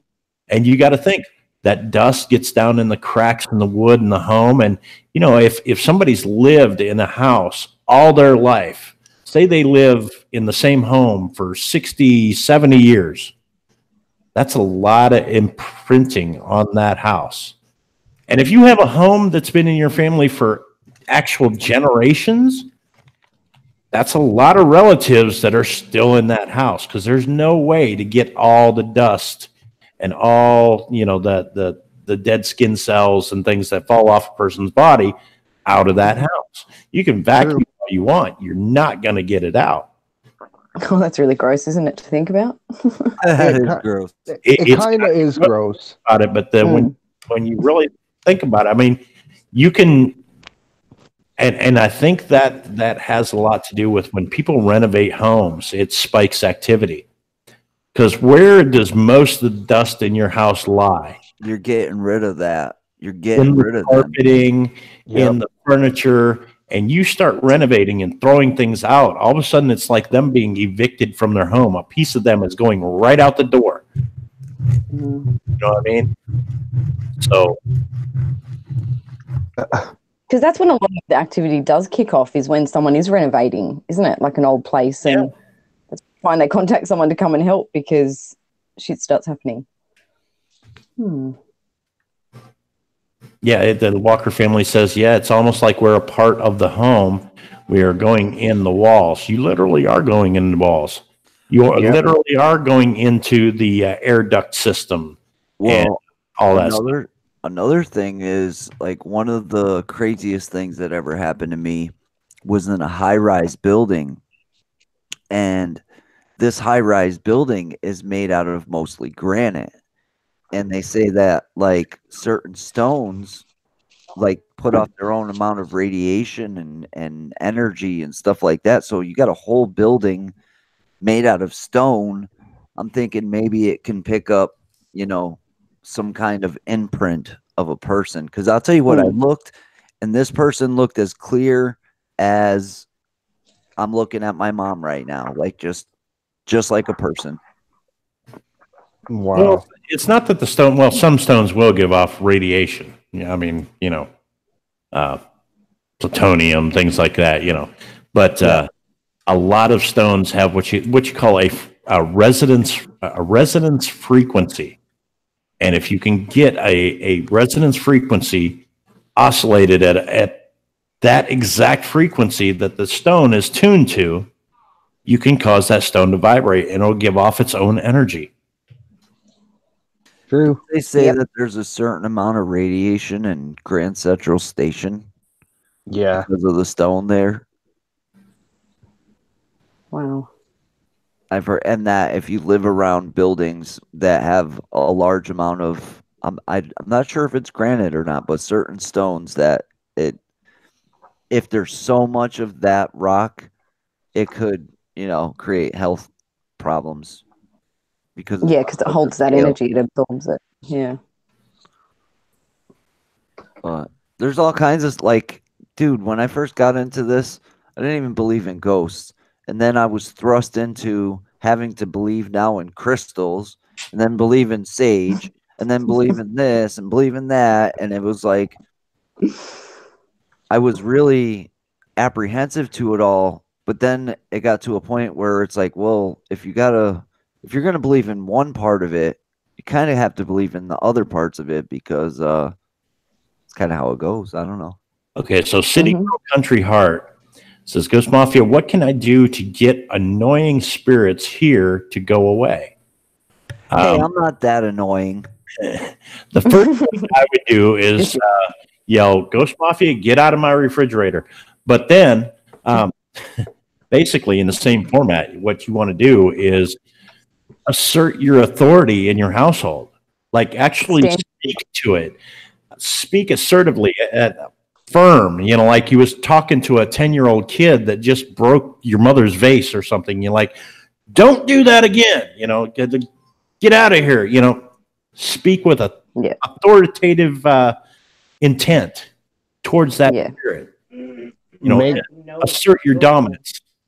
If that doesn't work, I would move on to cleansing the house, smudging.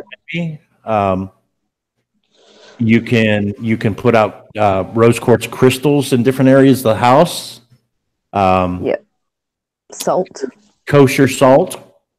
There's all kinds of different things, but I would definitely start with the establishing dominance. Yeah. You have to treat it just like you would a new dog.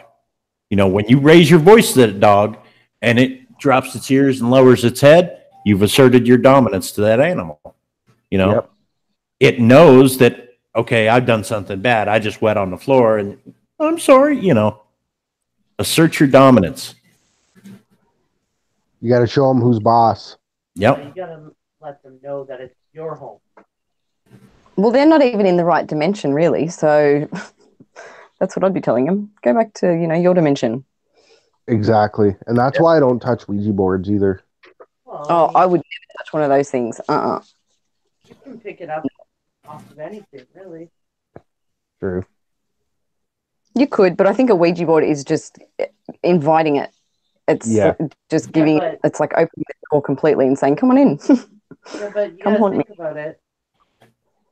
Hold on a second, I'll unmute. You don't have to mute, Bri. You gotta think. Ouija boards do the same thing that tarot cards do, or spirit boxes do, or any of the other things. Anytime you're using something to communicate with the other side, you're inviting. Yeah. You know what I mean? So Ouija boards are just more well known. Well, I mean, Ouija boards have been around since the late 1700s. So, and then now we have spirit boxes and hot boxes, which are just this era's version of a Ouija board. Mm-hmm. Its technology has progressed, and now we have a more direct line. We can actually hear them, auditory, So. See, it's funny, isn't it? Like, I could sit here and say, well, you know what? I wouldn't even get a spirit box, but only because of what Lou would kill me, because he's always said, don't even think about it. Don't even get one. Don't invite that into your home. It's funny. Swear against spirit, like a Ouija board, but I listen to people, and watch them with their apps and things like that. Mm-hmm. Okay, City Girl Country Heart says, if I do the sage smudging, does it matter what kind of sage? There's different types of sage. There's 8 or 9 different types of sage. You can also use sweetgrass and a few other things as well. Me personally, that's not my area of expertise, is the smudging. I usually have, like, my ex-wife is a witch. She does that type of stuff. So if I need her to do something like that, I just give her a call and she comes around. But that's not exactly my area of expertise. Like, we smudge here and we use portion of things. We smudge here and we use white sage and sweetgrass.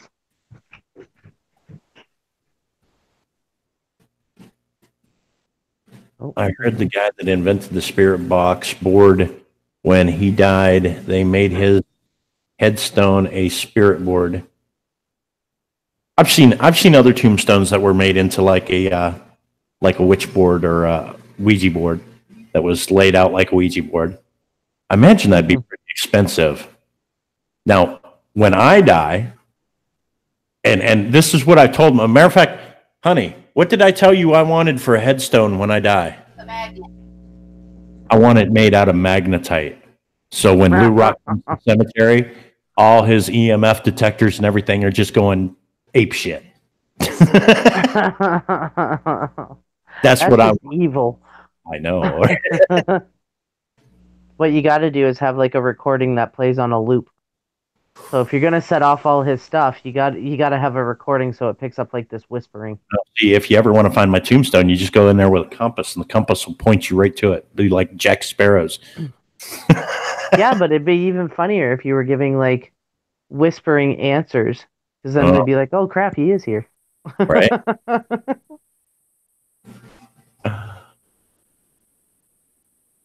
Kelly's in here. She says meow and goes and hides in the corner.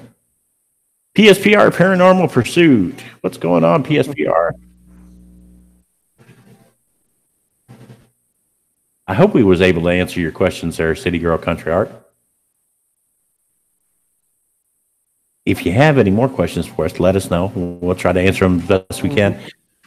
Lisa, do you have any questions? Like, I know you're wanting to start getting into doing the ghost hunting and things like that. She's muted right now. It's just you and I. Lou's muted. Yep, Brian took Falcon upstairs quickly. Yeah. So it's just you and I. Alrighty then. Yes. Oh, City Girl says yes, you did. Thank you. Yeah. See, my personal area of expertise in the paranormal world, and I don't talk about it too much. I don't put it out there. But, I some people are demonologists and things like that. I research more like the voodoo and hoodoo aspects of paranormal. Give me a cigar, some chicken bones, and, like. See, I didn't even know that about you. Yeah, see, you didn't. Well, that's, and I have the voodoo incantation tattoo for power over the spirit on my arm. Oh, no, I knew that about you, but I didn't know that you were more into the voodoo side of things. Uh-huh. See, which is pretty good, because then you've got all walks of life up here. Like, Lou does, like, the prayers and that. We do it the native way, and you do voodoo. You do voodoo. You know what I mean? Yeah, that's kind of like, I don't call myself a witch doctor. I'm not a witch doctor. I just research it. I want to know more about the voodoo and the hoodoo, which voodoo and hoodoo are two totally different things, everybody. Let's get that straight right now. So, I didn't even know there was what's hoodoo? Yeah, what is it? Like, okay. Everybody knows what voodoo is. Voodoo is like, or hoodoo is the same thing, but it comes from like farther south, the Himalayas and things like that. It's more, okay. You've heard of, what was the name of the movie they did?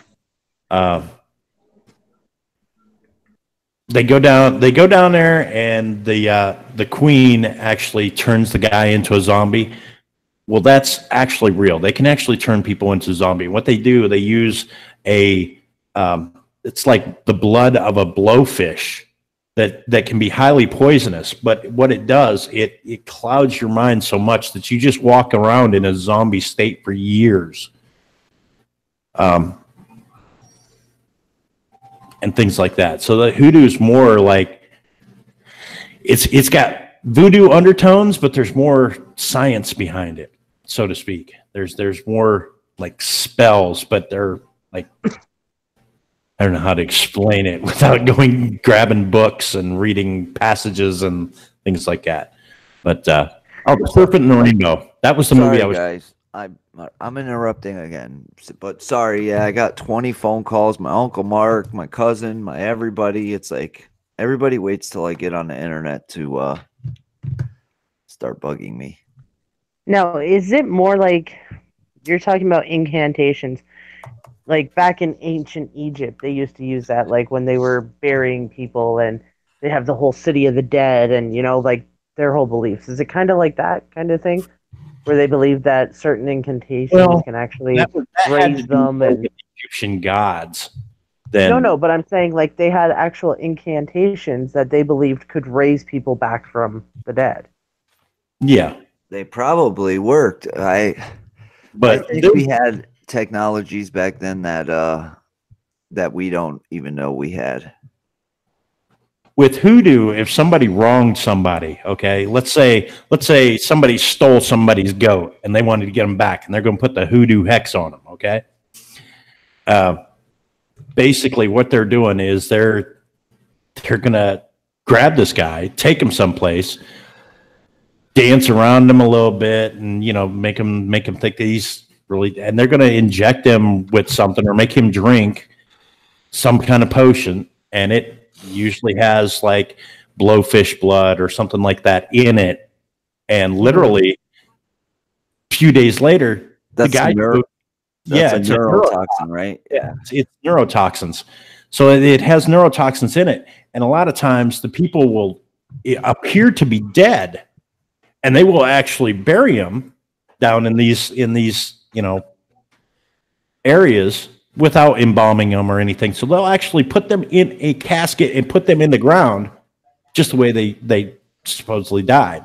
What it does is slows down your heartbeat so slow that it gives the appearance of death without them being dead. And it clouds their mind so bad that literally 3 days later, they go dig up this guy, and he's actually back up on his feet walking around, but he's just in this state that nobody can talk to him. He can't communicate. He's just locked inside his own mind and wandering. Mm-hmm. That's the kind of shit that hoodoo can do to you. Oh, yeah. And it's scary.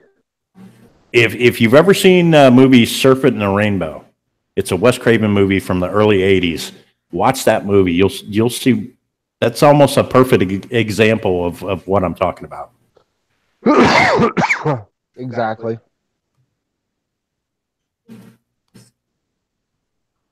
See, now I kind of want to do some more research. See, and that's the thing I find about people that want to get into paranormal. One thing they lack is research. Yep. Whether you're investigating a place or you want to start looking into different, I guess, religions, you could say, or different ways of doing your investigations, people forget the research. They forget that they need to look up the history of things and how to do it properly. And I find that's how most of them actually get themselves in trouble and get attachments and get very sick. Yep. Now, with like voodoo has a lot of spells and incantations that have to do with just uttering words or, doing little things or sacrificing chickens, things like that. But they do a lot of like, you can have a luck curse or a bad luck curse, or you can steal somebody's luck, literally. And there's everything from, street brick dust to black X's painted on a doorway that signify curses and things like that. There's all kinds of different, like, little twists and the voodoo doll aspect of things. It's all more of, I want to say like voodoo would be more getting you to believe that I have the power to do this, and then you believing so much in it that it actually starts happening to you. Exactly. Kind of a mind over matter. Yeah, it's a lot more of a mind over matter, and there's a lot more showmanship in it.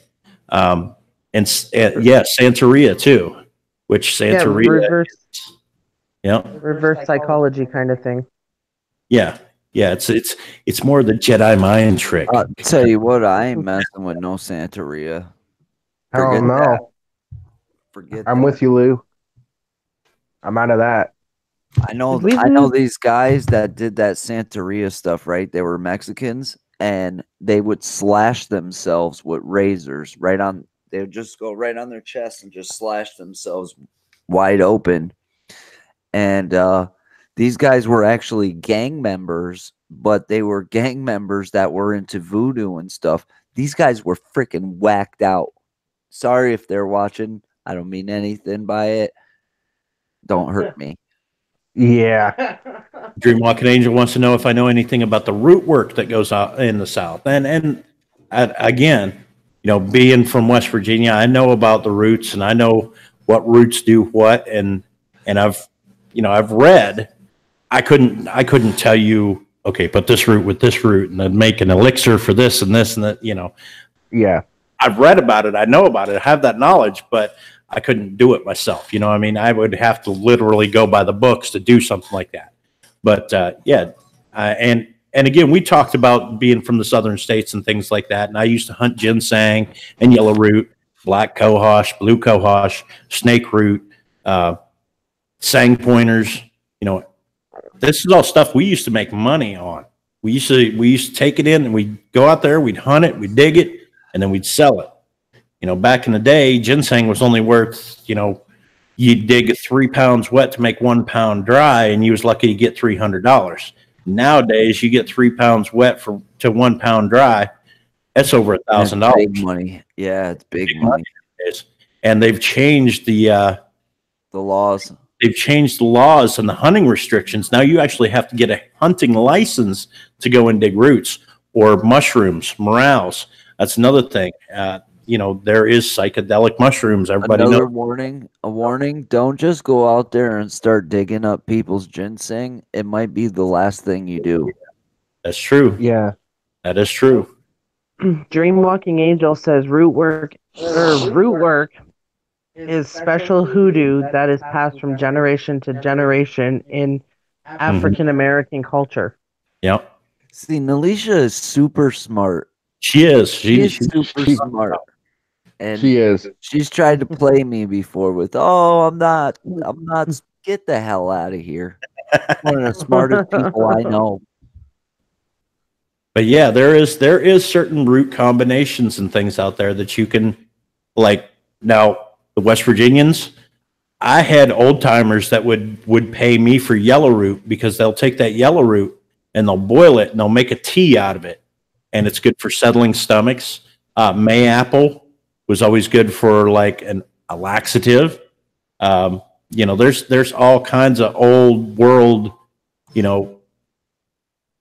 and again, for lack of a better word, old world voodoo that comes from, out of the South and out of, overseas and everything that was brought over here when people migrated here. And it's passed down from generation to generation. I would like to try ayahuasca.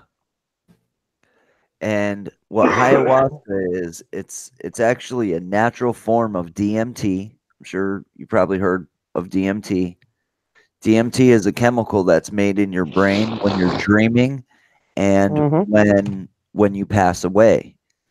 And when people are on DMT, they say they have these experiences like they go into, they go meet God and have a conversation with Elvis and all this craziness.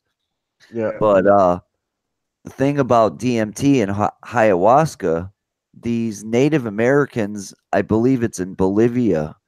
I might be wrong, but I'm almost sure it's Bolivia. Their legend is that the people from the sky came down and told them to mix the bark of this tree with the root of another plant, and that mixing these two plants together would make a concoction that they could speak to, the gods on the higher level. The thing is, even though it's a legend, they're the only ones that were able to make natural DMT from mixing two plants together. That, in my book, is just totally crazy, because we got scientists that can't derive this stuff, and you got these Native Americans that, say the gods came down and told them how to make it, and it's, I mean, stories like that are real crazy. Look at sassafras. You know what sassafras is, right? No idea. Okay, sassafras is what they use to make sarsaparilla or root beer. Okay. Sassafras is a tree root that you shave the tree root and you take those shavings and you put them in a pot of water and you boil it and it makes sassafras. You can make sassafras tea. Okay. Now, back in the 1700s, sassafras was believed to be a cure for like all kinds of ailments. It was a natural root that grew and people would, see it. And she's like, I know what sassafras is. Yep. I thought it was from the bark of a tree. Yeah, it's better if you can dig down and get part of the root and shave the root because it's stronger. You get a lot more of the sassafras out of the tree root, especially in the spring of the year before the sap goes up in the tree. But and that's you country folk are crazy. You guys come up with all these weird things. Well, the bark of an aspen tree. You know what you get from the bark of an aspen tree? Aspirin. Oh, wow. You can boil the bark of an aspen tree and cure a headache with it. Yeah, you just drink it. See, that's what happens when you ain't got nothing to do but play with roots and trees and stuff out in the middle of the woods. Yeah, let's chew on this one, see what it does. I mean, you think about it. You know, every bit of antibiotics, okay? What is antibiotics? Antibiotics is basically mold, right? Yeah. Mold. Where does mold grow? In my butt? Oh, no, sorry. Mold grows on trees, on decaying things, right? Decaying things. Exactly, yep. Okay. So my butt. When you see these movies of people taking like moss off a tree and putting them on a wound, that is legit. You can use moss to cover a wound and keep infection out of it. Mud butt loses. Mud butt. I got moss butt. When I lived in Tennessee, we moved around a lot when I was younger, and I had this buddy Chad, and we used to, troll around in the woods and stuff. And one morning he comes, picks me up. It's it's still dark out. It's like 4:30 in the morning, and he brings me out into the middle of middle of this big old farm pastures and stuff. And he's got himself a flashlight. And he's walking around and he's picking stuff up off the ground, and it looks like he's playing in poop. And I'm like, what the hell is this guy doing? And he's out there picking the mushrooms right out of the cow poop. Now, if you don't get it before the sun comes up, it's no good. True. And how does a 16-year-old kid know this stuff? And it was just a whole different. And growing up in the city isn't like growing up in the country. No, you learn from the old timers. I learned ginseng from the old timers. I learned yellow root. I learned all those roots and berries and what you can eat and what you can't eat, and Indian turnips and ramps and all that stuff out in the woods. I mean, look, I could disappear into the woods and be gone for weeks. Yep, weeks, and survive. I'd come out just as fat as I went in. It's like a salad bar going into a woods, man. I'm telling you. It is. If you know what to eat, that is, like certain things. But if you're a city boy and you was never taught any of that stuff, it gets passed down from the old timers for generations. That's exactly right. And it's just like, everything that grows contributes to everything that we are. Okay? You look at alcohol. People have been making alcohol on their own for hundreds of years. There's an art form to it. Yeah. Called moonshine, and they're legends. Okay? And moonshine has sprung into NASCAR racing and all kinds of different things. So it's literally influenced lives. So City Girl Country Heart says, I'm learning about forging. Yep. I learn something new every day. And I tend to retain the knowledge that I am interested in. Knowledge is always the best.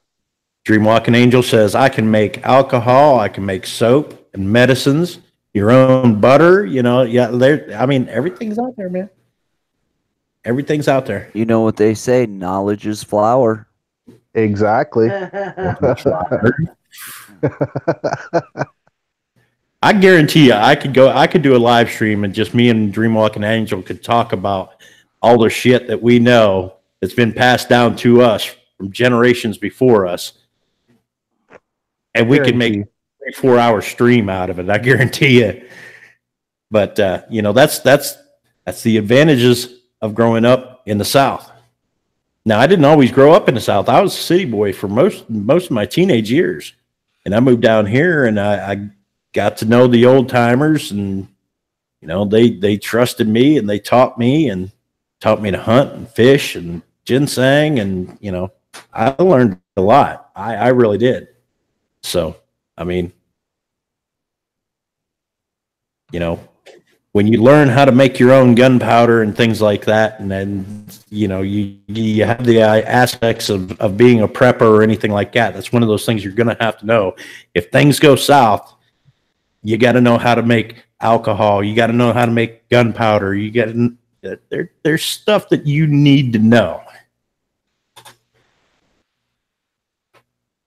We're learning a lot from you, Ghost Mafia. I didn't grow up so much in the Deep South as much as I did the Appalachian and eastern coal country part of Kentucky near. Yeah, I mean, I moved to West Virginia when I was 16. And that's when I started learning a whole new life. Yeah, alcohol is still currency. Yeah, if things go south, man, seriously. And I know this is straying from the paranormal aspect of the show and everything, but if things go south and we were all without internet, all without power, all without communications, how many of us could really get by? I know I could. I'm okay with no communications. That means less people bother me. Well, think about it. I mean, after so long, there's no gasoline left, so you ain't gonna have a vehicle. Yeah, you gotta think. Once the computers and the power is down, you can no longer get gas. There's no manual gas pumps anymore. And after the supermarkets sell out of everything that they have, you might as well forget about going to the grocery store. We had 2 weeks of no power here, and it was literally, if it would have lasted another 2 weeks, we would have had war in the streets because it was already going that way. A few years back, we had a bad outage here, and there was no power. It was about a week-long power outage. I loved every minute of it. If things were to go south like that, the people who live in town that don't know country ways and don't know the knowledge that's been passed down by generations, they're only going to know one thing: survival. Kill. If they have to rob to get it, or steal to get it, or kill to get it, they're going to, and that's where the threat's going to come from.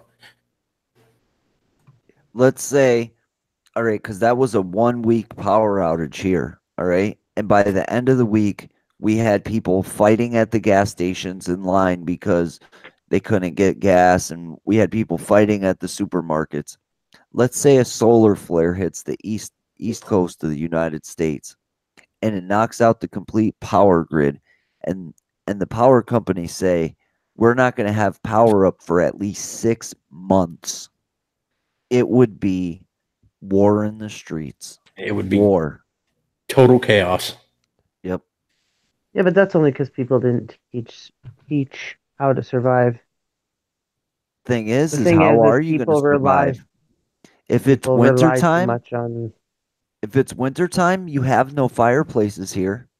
You have no way to keep your family warm.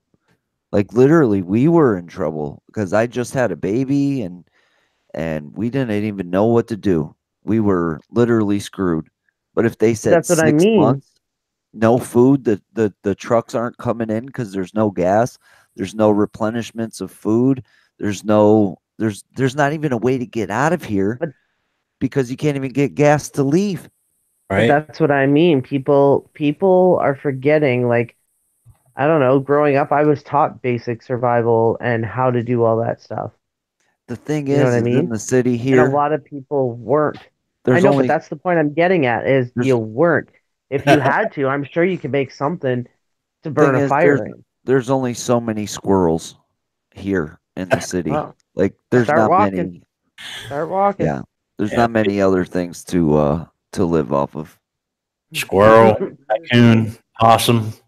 Hey, Have you guys been seeing this deer zombie outbreak? they got that stuff up there in Michigan right now. They're combating it.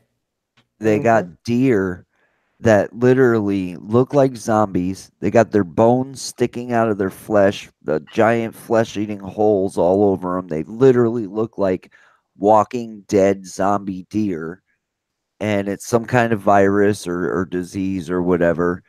And yeah, it's going on. And they say that the deer can go up to 2 years symptom-free while holding the disease or whatever it is. And they're saying, did you not read the articles? It can be passed to humans as well. It can be human communicable. Awesome. Right? Hey, if I see a zombie, I'm shooting it. Well, that's why zombie deer. It's always important that if you're going deer hunting and you shoot a deer and it doesn't show any signs, you have to make sure that you cook that meat to at least 150 degrees all the way through, and make sure that when you cook it, it's going to sterilize it. It's going to kill any bacteria in there. But you definitely don't want to cut yourself and get the deer blood in your hands or anything like that. Use rubber gloves. Be very careful. Things like that when you're gutting a deer. We need Daryl Dixon. Yeah, see, I'm Daryl Dixon in this neighborhood. That's the long and skinny of it. Lady Swanson are going, amen to that.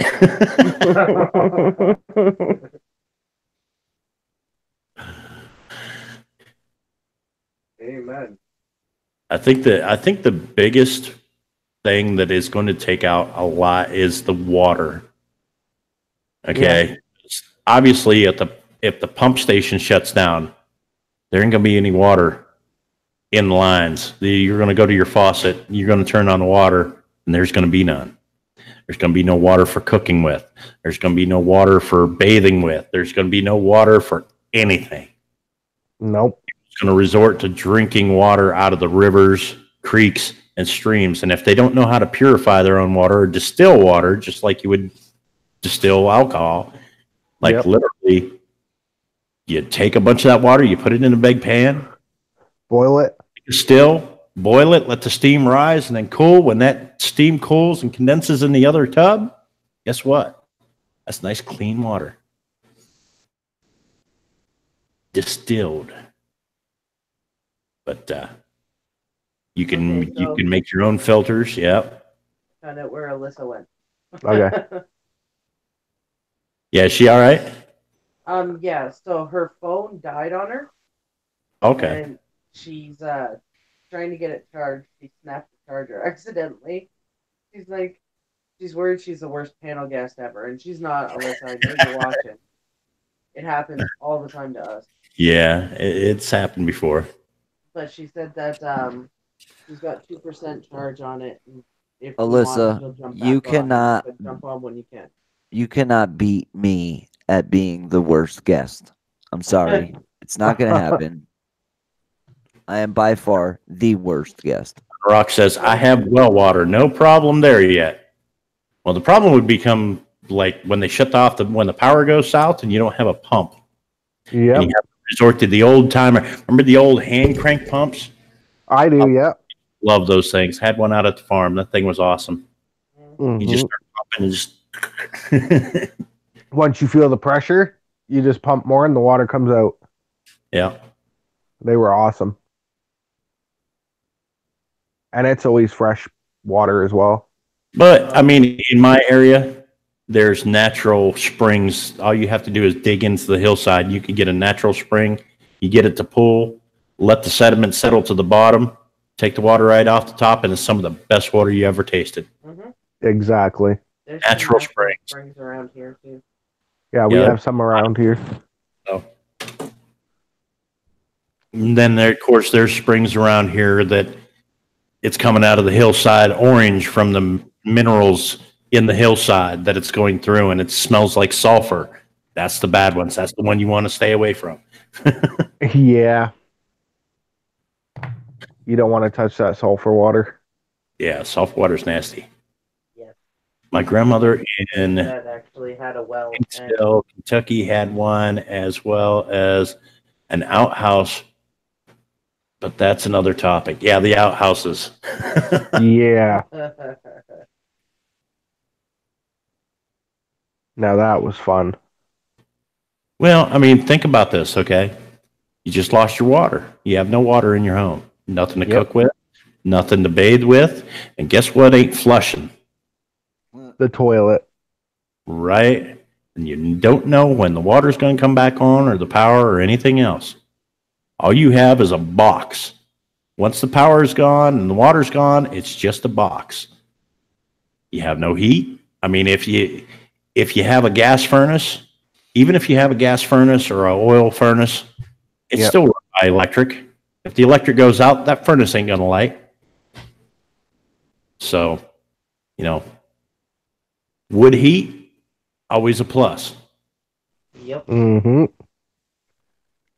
When I buy a house, man, I'm going to make sure there's a fireplace in it. Or a couple, anyway. Or a wood-burning stove in the basement. Heat rises, so heat the basement, it'll keep at least the main floor warm. Oh, yeah. So, and if your house is well insulated, then it'll warm the whole house. But, exactly.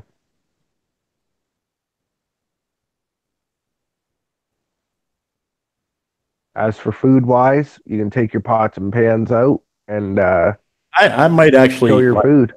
And again, we've strayed away from the paranormal on this one and went to a prepper discussion and went that route. I think what I'll do is I'll do another stream on this one day, maybe next week, and get Lou and Dreamwalking Angel up on the panel with us, and we'll continue this discussion on prepping and things like that, and when things go south, and maybe educate some people on Southern life, and maybe pass down some knowledge of our own. And I want to make an outdoor oven this summer. Yeah, outdoor ovens are awesome.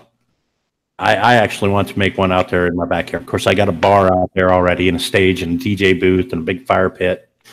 Yeah, they're awesome. But I'd love to have like one of them old brick oven type things out there where you want to make a pizza in the yard, put it in a brick oven. It'd be some of the best pizza you ever had. Yeah, it would. Our Boy 45 show. Welcome, brother. What's happening? Long time no see. I would love to help Ghost with that. Ghost. Yeah, absolutely. I know there's a lot of old timers and stuff like that. I've learned a lot from the old timers. I've done a lot. So to have a conversation like that here coming up, and I will get a hold of a few people and get a panel going for that. And exactly, it would be awesome. But getting back to the paranormal.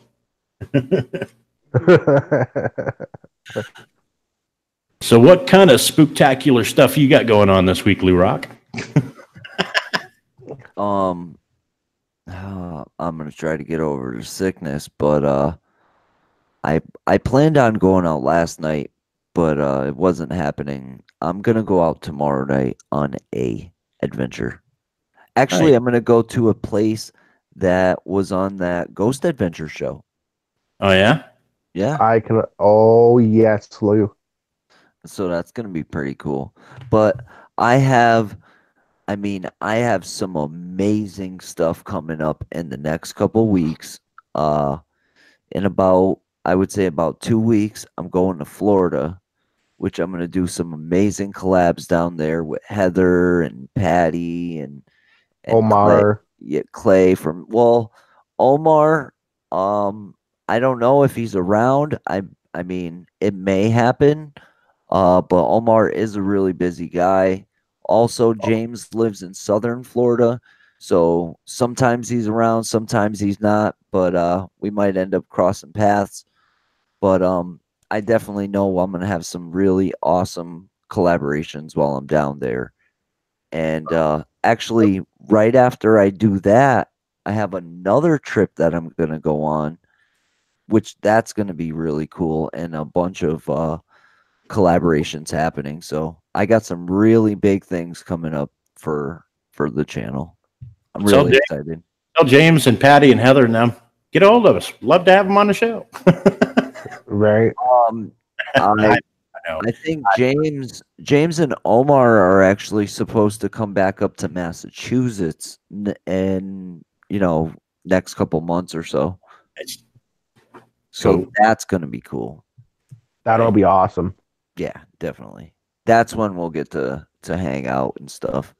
Like when I go down there, like we'll go and hang out and go grab something to eat or something. But I mean, it's hard. It's hard when everybody's schedules collide. Like I was supposed to hang out with Boomer's Life Adventures, and he ended up getting called into work, so I never got to do that last time. I'd like to meet up with him, and yeah, so it's just gonna be fun no matter what. Mm-hmm. Welcome back, Alyssa. Welcome back. Or as Lou would call you, Alicia. I mean, every time that I've gone down to Florida, it has increased my subscriber count by 10 times. Every time. So the first time I went down, I got from 500 to 1,000, like overnight. Then the next time I went down, I got to 10,000. And then this time, who knows what would happen. Right. Are you there, Alyssa? I'm not hearing your microphone. Alicia. We can't hear you. You're no audio. Alicia Polish. Oh. If she was close enough, I swear she would slap you, Lou. No, she wouldn't. She loves me. Yep. I love her. I wouldn't slap him. There you are. I'm going to if he comes to Australia. I will do it. Oh, well, maybe I better hide from her. You better I'll not. hide you, Lou. She's gonna be running around going, "A dingo ate my Lou Rock." It was the drop bear. Yep, that's what I'd be doing. I'll take him out. It was the kangaroo that gave him that black eye. I had someone actually tell me that they seriously, it's on their bucket list. They want a box with a kangaroo. I'm like, a kangaroo why? will mess you up. They will, man. Yeah, I wouldn't be doing. Mess your ass up. Oh, did you guys see what Dreamwalk Angel said? No. She said there is a house here in my town that was filmed by the Dead Files. If I can get any of you to come visit me, I can take you there. That'd be really cool. That'd be awesome. Yeah. Hi, Alicia. Yeah, that would be cool. Yeah, I want to get a list of just anywhere around Sydney and places not too far away, because I know there's Bathurst and there's more country towns that would have a lot of older, and probably a lot of haunted stories. But so when Lou Rock does come to Australia and comes to Sydney to see me, yeah, I can take you around to all those places. That would be cool. Is there still Aborigine tribes there on Australia? Oh yeah, there's kids at my girls' school. They're Aboriginal. It's got like over 30 different nationalities at their school. It's one of the biggest schools in the area. It's a primary school, and they've got about 1,000 and probably 1,100 students now. Wow. This year. So yeah, it's grown. Like when Isla started in kindy, she's in year 5 now, but when she started kindy, there was only like 800 or something in the school. So it grows every year by at least 100. Now, my next question is a little bit harder for you. Now, is there any like folklore around the Aborigines? Like here we got Bigfoot, okay, and in Nepal they have the Yeti. But is there anything like the drop bear? There's the Yowie. That's them koalas that hopped up on eucalyptus and fall out of the trees. Do you know koalas don't drink? A drop bear will come out of the tree, pull you and up drop on you. the tree. They drop on you, pull you up, and they will devour you. But only Americans. Yeah. They don't eat native Australians. But no, I was thinking more like that. Like the Indian culture had what they called the Manitou, which was the spirit of, everything. And the Capri. Yeah. Yeah. So I was wondering if like the Aborigines had anything like that. Well, They do. Got the yowie, which is like a bunyip. Like there was a bunyip. I don't know if that's the same thing though, but we call it a yowie. What you guys would call a Bigfoot. Bigfoot. Yeah. And trust me, it's funny you bring it up because I only just probably in the last 2 weeks or something have really gotten into watching Bigfoot Sasquatch videos, like evidence videos, and I've just gotten because I love looking, like really looking into and looking for stuff in the background or whatever else, like things you guys. Well, I do it in Lou's videos as well. I do it in a lot of people's for stuff they may have missed, and even there's one guy, Jonathan Odom, I think it is. I've watched his videos because I think he does it in Alabama. He's a Bigfoot hunter. And I found something in one of his videos. I messaged him straight away on Messenger, and man, he wrote back like within, I reckon, 20 seconds. I had a response because I said, I just found something in one of your videos. I was going to send you a screenshot of the timestamp and everything. And he was like, yeah, sure, no worries, send it straight through. And even before I could do that and send it, he was like, oh, what was the timestamp? So he was quite keen. But yeah, he's like, I really think he caught something. So that was pretty exciting. But that's what I do. That's what I like to do. Just pick apart all your videos, guys. So watch out. In a good way. Don't fake nothing. She'll pull you apart. Look, she's got the eye for it, man. I've done videos where I've watched them time and time and missed stuff. And she picked up on that as it happened behind me that night. I was like really impressed. You know what I thought was hilarious? Kevin the Fam, when he did the investigation, and it was all a bunch of little toys that he set up with a little box, and you got to see it, dude. It's like he did a parody on a paranormal investigation, and he had Omar Gosh with him and James and everybody. You got to check it out. It's really cool. I haven't seen that either. I'll have to watch it. Oh, you got to watch it. No, I didn't. Yeah, it's the title's like Exploration of I forget the name of it, but you'll find it. It's one of his yeah. I loved it. It was amazing. Dreamwalking Angel says the Mexicans have chupacabra, and in the States there is numerous ones. Like the Jersey Devil. There's the Mothman. There's like all over the place. There's all these different types of. I think I know what the chupacabra is. They've shown video of what they think the chupacabra is, and if you look at a coyote with mange that's lost all of its hair, it actually looks like what they say the chupacabra is. So it could be a coyote with mange. But yeah, I know Bigfoot. Say hi, Lou. Hello. Hello. What you doing? Hold on. I gotta go to my go-to kids trick. Lou's doing tricks. She's like, I'm a little bit too old for that, Lou. Hey, kiddo, what you doing? You being good? You gonna talk? Yeah. Being good for mom? Yes. Remember last time we talked, you said you'd be good?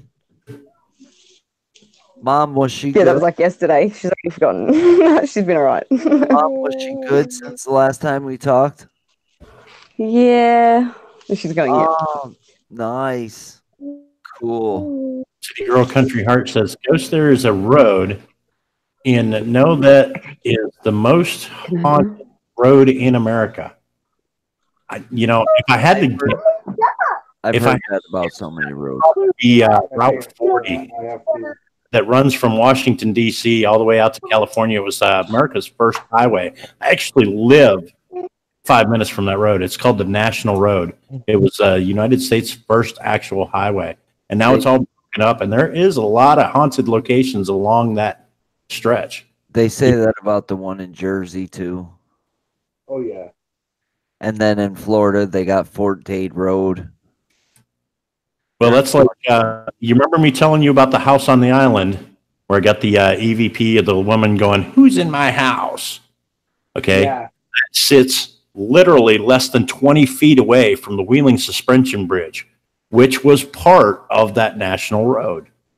That's crazy. It's the oldest freestanding wooden suspension bridge in the United States. See, but you guys got a lot of that stuff, a lot of the historical war stuff, and so that's cool. What I want, what's big on my list is I want to find some sort of military bunker. Like, I love those videos. I would love to find one. That's just like, I got a few things that are on my list. I need to find an underground bunker, military bunker. Then I have to do a prison. Like, oh yeah, I won't be happy until the prison is done. Is that thing still happening? Yeah. And what's the name of that jail? What's that? What's the name of that place? That's the West Virginia State Penitentiary. They are doing Paracon there on July 20th and a lock-in that night. They're almost sold out. Are all sold out. So I was talking to Noah the fam. He's from around there. He might be interested in going. Yeah. That'd be cool. You definitely got to get on it because they're almost sold out. Yeah. I was just figuring because he's from right there. That might be cool, to meet up. Didn't you meet Noah? I did meet Noah, yes. Yep. Me and him are supposed to meet up next month. Is next month April? Yep. Yeah, we're supposed to meet up in April. Yeah. So you meet up in April and get your tickets now though. If you're thinking about it, get them now because that's July 20th. July, right? That would be awesome. That would be fun. Onyx, did you see Explorers is coming and going with us. We all three got our tickets so far. So did you see that? What gets me so this really chaps my lips, we'll say. But my whole entire trip to Tennessee the first time was to go to Brushy Mountain Prison, right? Mm-hmm. Well, we went down there, and the thing is we didn't make it there we were a week late. We were supposed to be there a week before, and we were a week late. So the people who ran Brushy Mountain were busy, but they were trying to accommodate us anyways, even though we were late. They were trying to help us out, but it ended up where they weren't able to do it. And, I don't blame them. We came a week later than we were supposed to. So we never got to go. But Patty ended up going back, it was like a month ago or whatever. And she got to go. And that video is on Nuke's top 5. Well, think about this, Lou. If you come to the West Virginia State Penitentiary and you do the lock-in, you're also less than 2 hours away from Trans-Allegheny Lunatic Asylum, and then it's just a short jump down to the southern part of West Virginia to the Greenbrier, and the Greenbrier is where that military bunker that's been declassified is. That'd be cool. That'd be really cool. They're in West Virginia, brother. I'm just really ticked off because I could have been in that Nuke's top 5 video. That could have been me. It could have been me. Hey, you made Chills. What are you talking about? I mean, number one on Chills, too. Number one. I was number one on Chills. Exactly. Exactly. I watched that video. That video has 1.5 million views. Yep. Oh, Aniki is 5 minutes away from that. Yep. That's crazy. To actually think that I've been actually seen by 1.5 million people is insane. They can hear you. Even though 1.49999 of those people don't know who I am, still, It's pretty awesome. Mm-hmm. Well, guys, we are at the 2-hour mark here. I haven't heard much from Brian tonight. He's been sitting over there quiet. I know he was gone for a while putting Falcon to bed. And oh yeah, I'm still here. He's been listening. Goodbye, Grandma. I think what I'm gonna do, I'm gonna go ahead and guys, we are 3 likes away from hitting the 50 like mark. If you guys haven't hit that like button yet, go ahead and do that. And we're gonna start wrapping this up. Alyssa, I'm gonna let you tell a little bit about your channel and what you got plans for and doing things like that. Yes, I have children, as you can see. This is only one of them. Can you imagine if the other 3 were here? Stop it. Yeah, I just do. Cute. I would like to do more. Lou keeps trying to get my... Stop, Addison. Please. Alyssa's daughter, that's Isla, right? The one, yeah. The oldest. Alyssa's daughter Isla is so well spoken and she's so into animals. I can see her being the next animal. Like I could see her on the Disney Channel showing other kids animals and explaining them because she's so articulate and she's like a natural for that. And so I'm trying to get Alyssa to get her into, I mean, she does it in her own backyard. They have all those lizards right there. They're in Australia. Yeah. Stuff that's normal for us. I mean, normal for them is amazing for us Americans. Oh, yeah. So I'm kind of trying to motivate Alyssa to do some of that stuff. She's done it, and then I don't show up and watch the video. And so I've gotten some flack for that because, you know, that's a pretty douche move, if I may say myself. But Alyssa, you know I'm coming to watch it. I love you. Yes, I know. And I do. I want to get into doing more stuff as well. Like I said, there's that church near us that's so old, and I think it's called St. Bartholomew's. So I want to do that, and yeah, I should. I'm silly not to do more because I mean I don't think we're very interesting. I think we're quite boring actually, and all you guys are like, "Oh my god, are you serious? You live in Australia? How can you be boring?" Listen, you don't understand that. Like I tell this to other people that are from different countries. What's normal and mundane to you is different, and alien to us, and interesting. Right. Exactly. You know, I've told that to.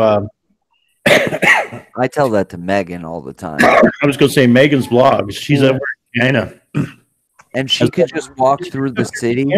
And walk through the city, even showing us like the vending machines. It's going to be totally different than anything we see around here. And all the lights and stuff. She did it once, and it was crazy. It looks like the future because they got nothing but neon lights and billboards and this and that and other things. Same with like Sydney. I mean, you're walking around Australia. Yep. It's Australia. It'll like some of us are probably never going to get the chance to go to Australia, but we'd love to see it. You know what I mean? I'd love to see it. I'd love to go. Well, you guys have like. If I can go. I'd love to see it. You know what I mean? You guys have geckos and stuff like that, and like not monitor lizards. We got goannas. Yeah, iguanas. No, goannas. Goannas. It's a way bigger, more dangerous lizard that will rip you to pieces. Yeah. Kind of like a monitor. Some poisonous animals out there. Yeah. Yeah. Oh, it is. My nana, she used to just let one walk past her because they'd walk through the caravan park and stuff, the big goannas near the beach. And she would just let one literally walk right next to her and she'd put her hand down and she'd just let her fingers run down along its back. Now, aren't I remember her doing that. like hands off or something? Oh yeah, they can definitely. To me they look like a lot like Komodo dragons. Now, do you have Komodo dragons? I don't think so. Oh, all right. That'd be cool. I should know that. Hey, we've got two. I'll show you our 2 lizards. Hold on. We've got 2 bearded dragons that are about. Oh, they're probably as long as my forearm. Yeah. Oh yeah, I love your bearded dragons. They're awesome. Okay, if I turn. I know there's a bearded giant too. Oh, the German giant. The German giants. What kind of large predatory animals are in Australia? I know you guys got crocodiles, but do you guys have like lions and stuff? That's a German giant. No. I know not where you're at, but like out in the wilderness, is there like what do you guys got? Because there lions or Dream Walking Angel says, isn't there an island full of those Gila monsters? I think Gila monsters are here in the United States. This is Gizmo. I think that would be an island full of the Komodo dragon. Yeah. You've got Tasmanian devils. He's a giant. And this is Maxie Tails, is what my 5-year-old named him. Look at him goes. They're awesome. He's called a leatherback, so he's not as spiky all over like Gizmo is. But Gizmo we had first, and he's very dominant. He doesn't like Maxie Tails being around. They don't fight, but they head bop and they lick the air near each other, and that's meant to be pretty fun. They puff them up. Maxie Tails had an accident with his tail before Alyssa got them. And well, before she got Maxie Tails, but he's got a little stump. Oh yeah, tail fell off.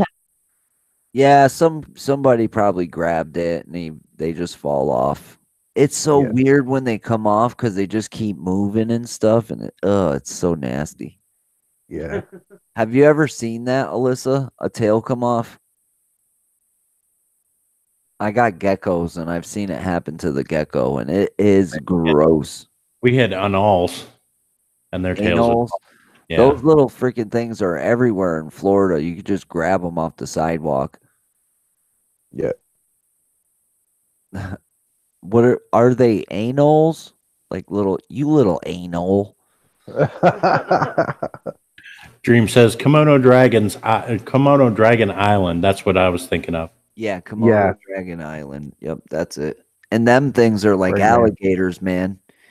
And they have a poison inside of their mouth. Or it's like a bacteria or something. But when they bite you, that poison can kill you. It's bad. Yeah. Mm-hmm.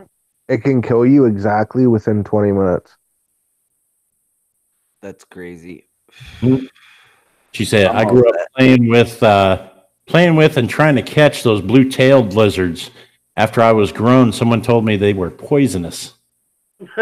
Wow. That's crazy. One time I was out in this place called WIERD, Massachusetts, and we were looking for crayfish.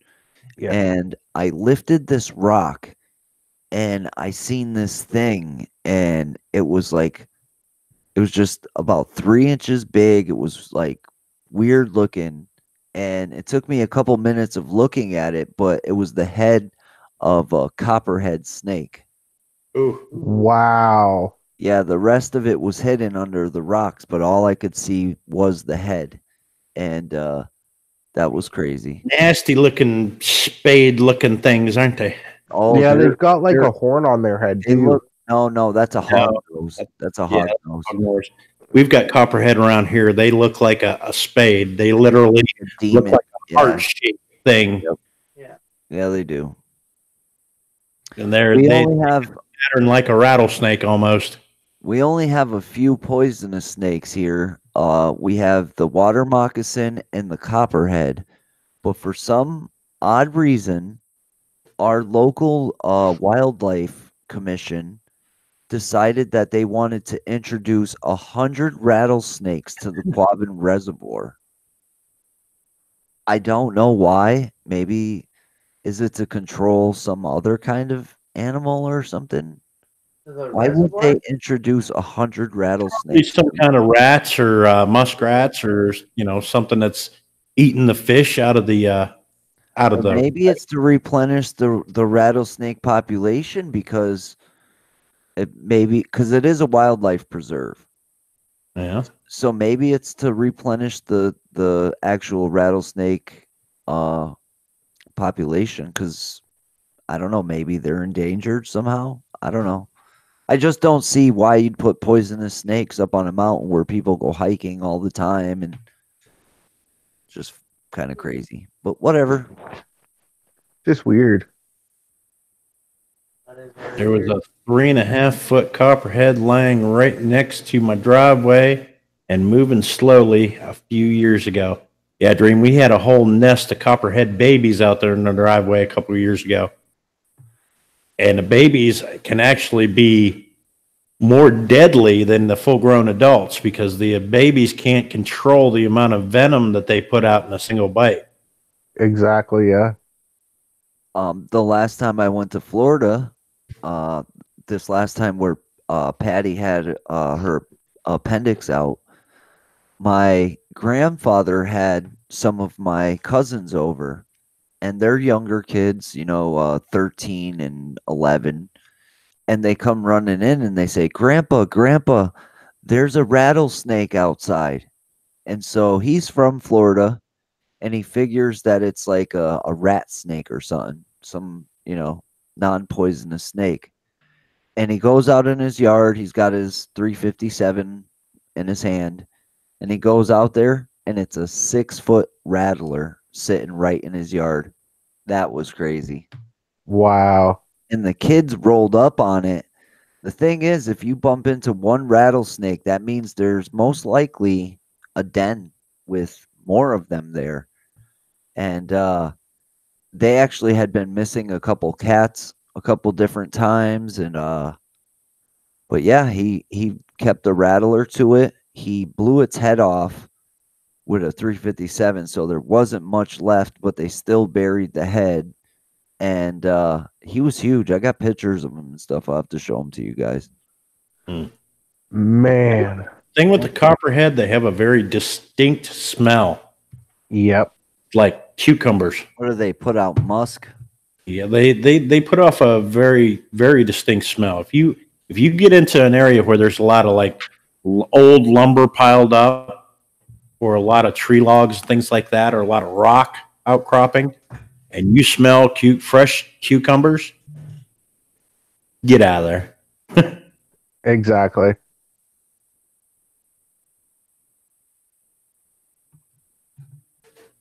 Yeah, see, Dream says they do smell like cucumbers. Yep. Yeah, it's a clear indication that you are too close.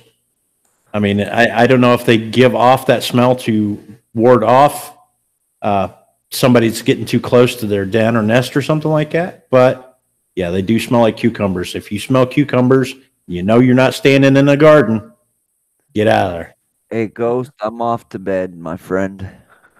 All right, brother. Yeah, I'm gonna end this stream. Like I said, I definitely want to do a stream on some of that stuff we was talking about. So look for that here probably next week.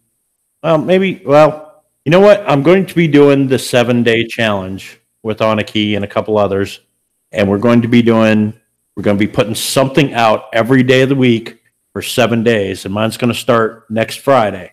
So maybe we'll do that during that 7-day challenge and do a stream on that.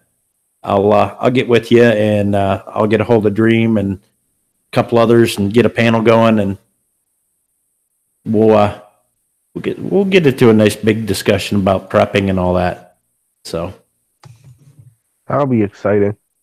But thanks for coming on, Lou. I know you wasn't feeling good tonight. You didn't have to come up, but you're always welcome anytime. You know that. Always, man. Yeah, of course. You know what? I'm feeling a little bit better. I just felt very crappy today. It might have something to do with getting sprayed in the face with poop water, but yeah. Or it could just be my mind, because I got sprayed in the face with the poop water, and my mind is telling me, you're dying now. So. Leave it to Lou to go to a full 100%. So yeah, and guys, don't forget to smash that like button. Definitely show these guys up on the panel, their channel, some love. If you aren't subscribed to them already, if you are, drop a like on one of their. Go over there, watch one of their videos. Drop a like on it, leave them a comment. Just for shits and giggles, just to watch. Oh yeah. Especially Brian. He needs it. He's almost into monetization. He's so close. He can almost taste it, but it's eluding him right now. So yeah. And I know that today is Thursday, tomorrow's Friday. I'll be doing a networking stream on my channel here tomorrow, probably more towards midday, mid-afternoon, somewhere in there. Actually, probably midday because I got the in-laws coming in. So probably trying to get it out of the way early and then have my weekend free. I know, JoJo, what do you got going on this weekend? I know you and Aniki have something going on tomorrow night, right? Yeah, we're doing something tomorrow night. I believe we're kicking it off on Aniki's channel. It's going to be a new show. So new show. Yes. I'm not giving details. Brian has started up a new segment where he sings, right? Yep. What day are you going to do that on? I have no idea yet. He did it this past Tuesday, but I don't think that's going to be his slot that I know of.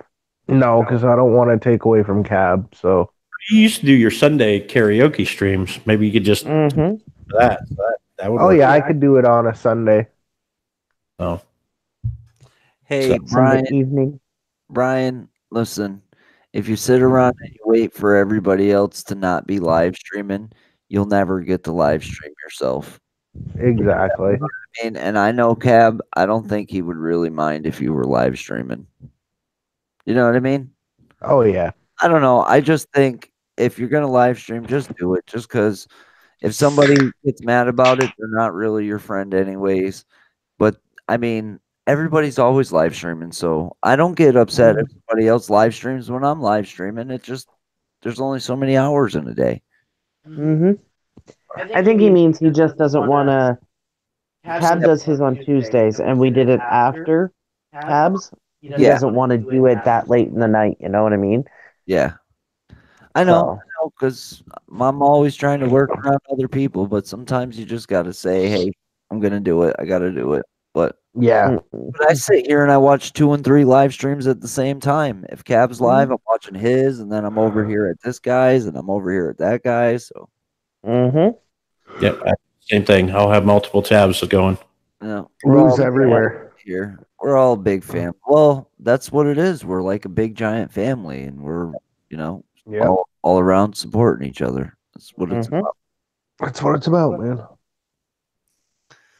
So, all right, guys, I'm gonna hit the stop broadcasting here. I want to thank everybody that came over tonight. Everybody that's been up on panel. Alyssa Parrish, Rock Fam. I know she just kind of dropped out again. Peace out, Alicia. I want to thank you for coming. And Lou, thanks for coming up again. Of course, and my brother. James, Sharpshooter, for dropping all those links, brother. Thank you very much. Dreamwalking Angel, Aniki Jack, Colorado Explorers. I know there's a lot of people in here.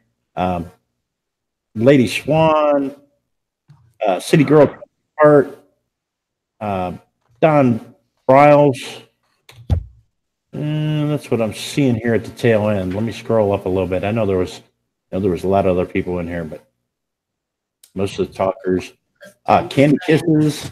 Alyssa's phone keeps dying. Yeah, her phone keeps dying. So, but I'm sure we can have her on again.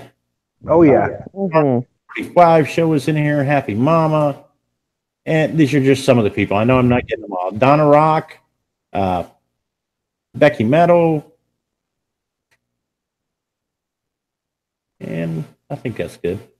Cindy Ball, Walker family, all my mods. Great job tonight, guys. Thanks for dropping all those links. And we will catch you guys here next week for E.V.P.S. Actually, next week will be over on Brian's channel. So don't forget, Brian's Paranormal next week, E.V.P.S, 9 o'clock, Thursday night. And we'll see you there.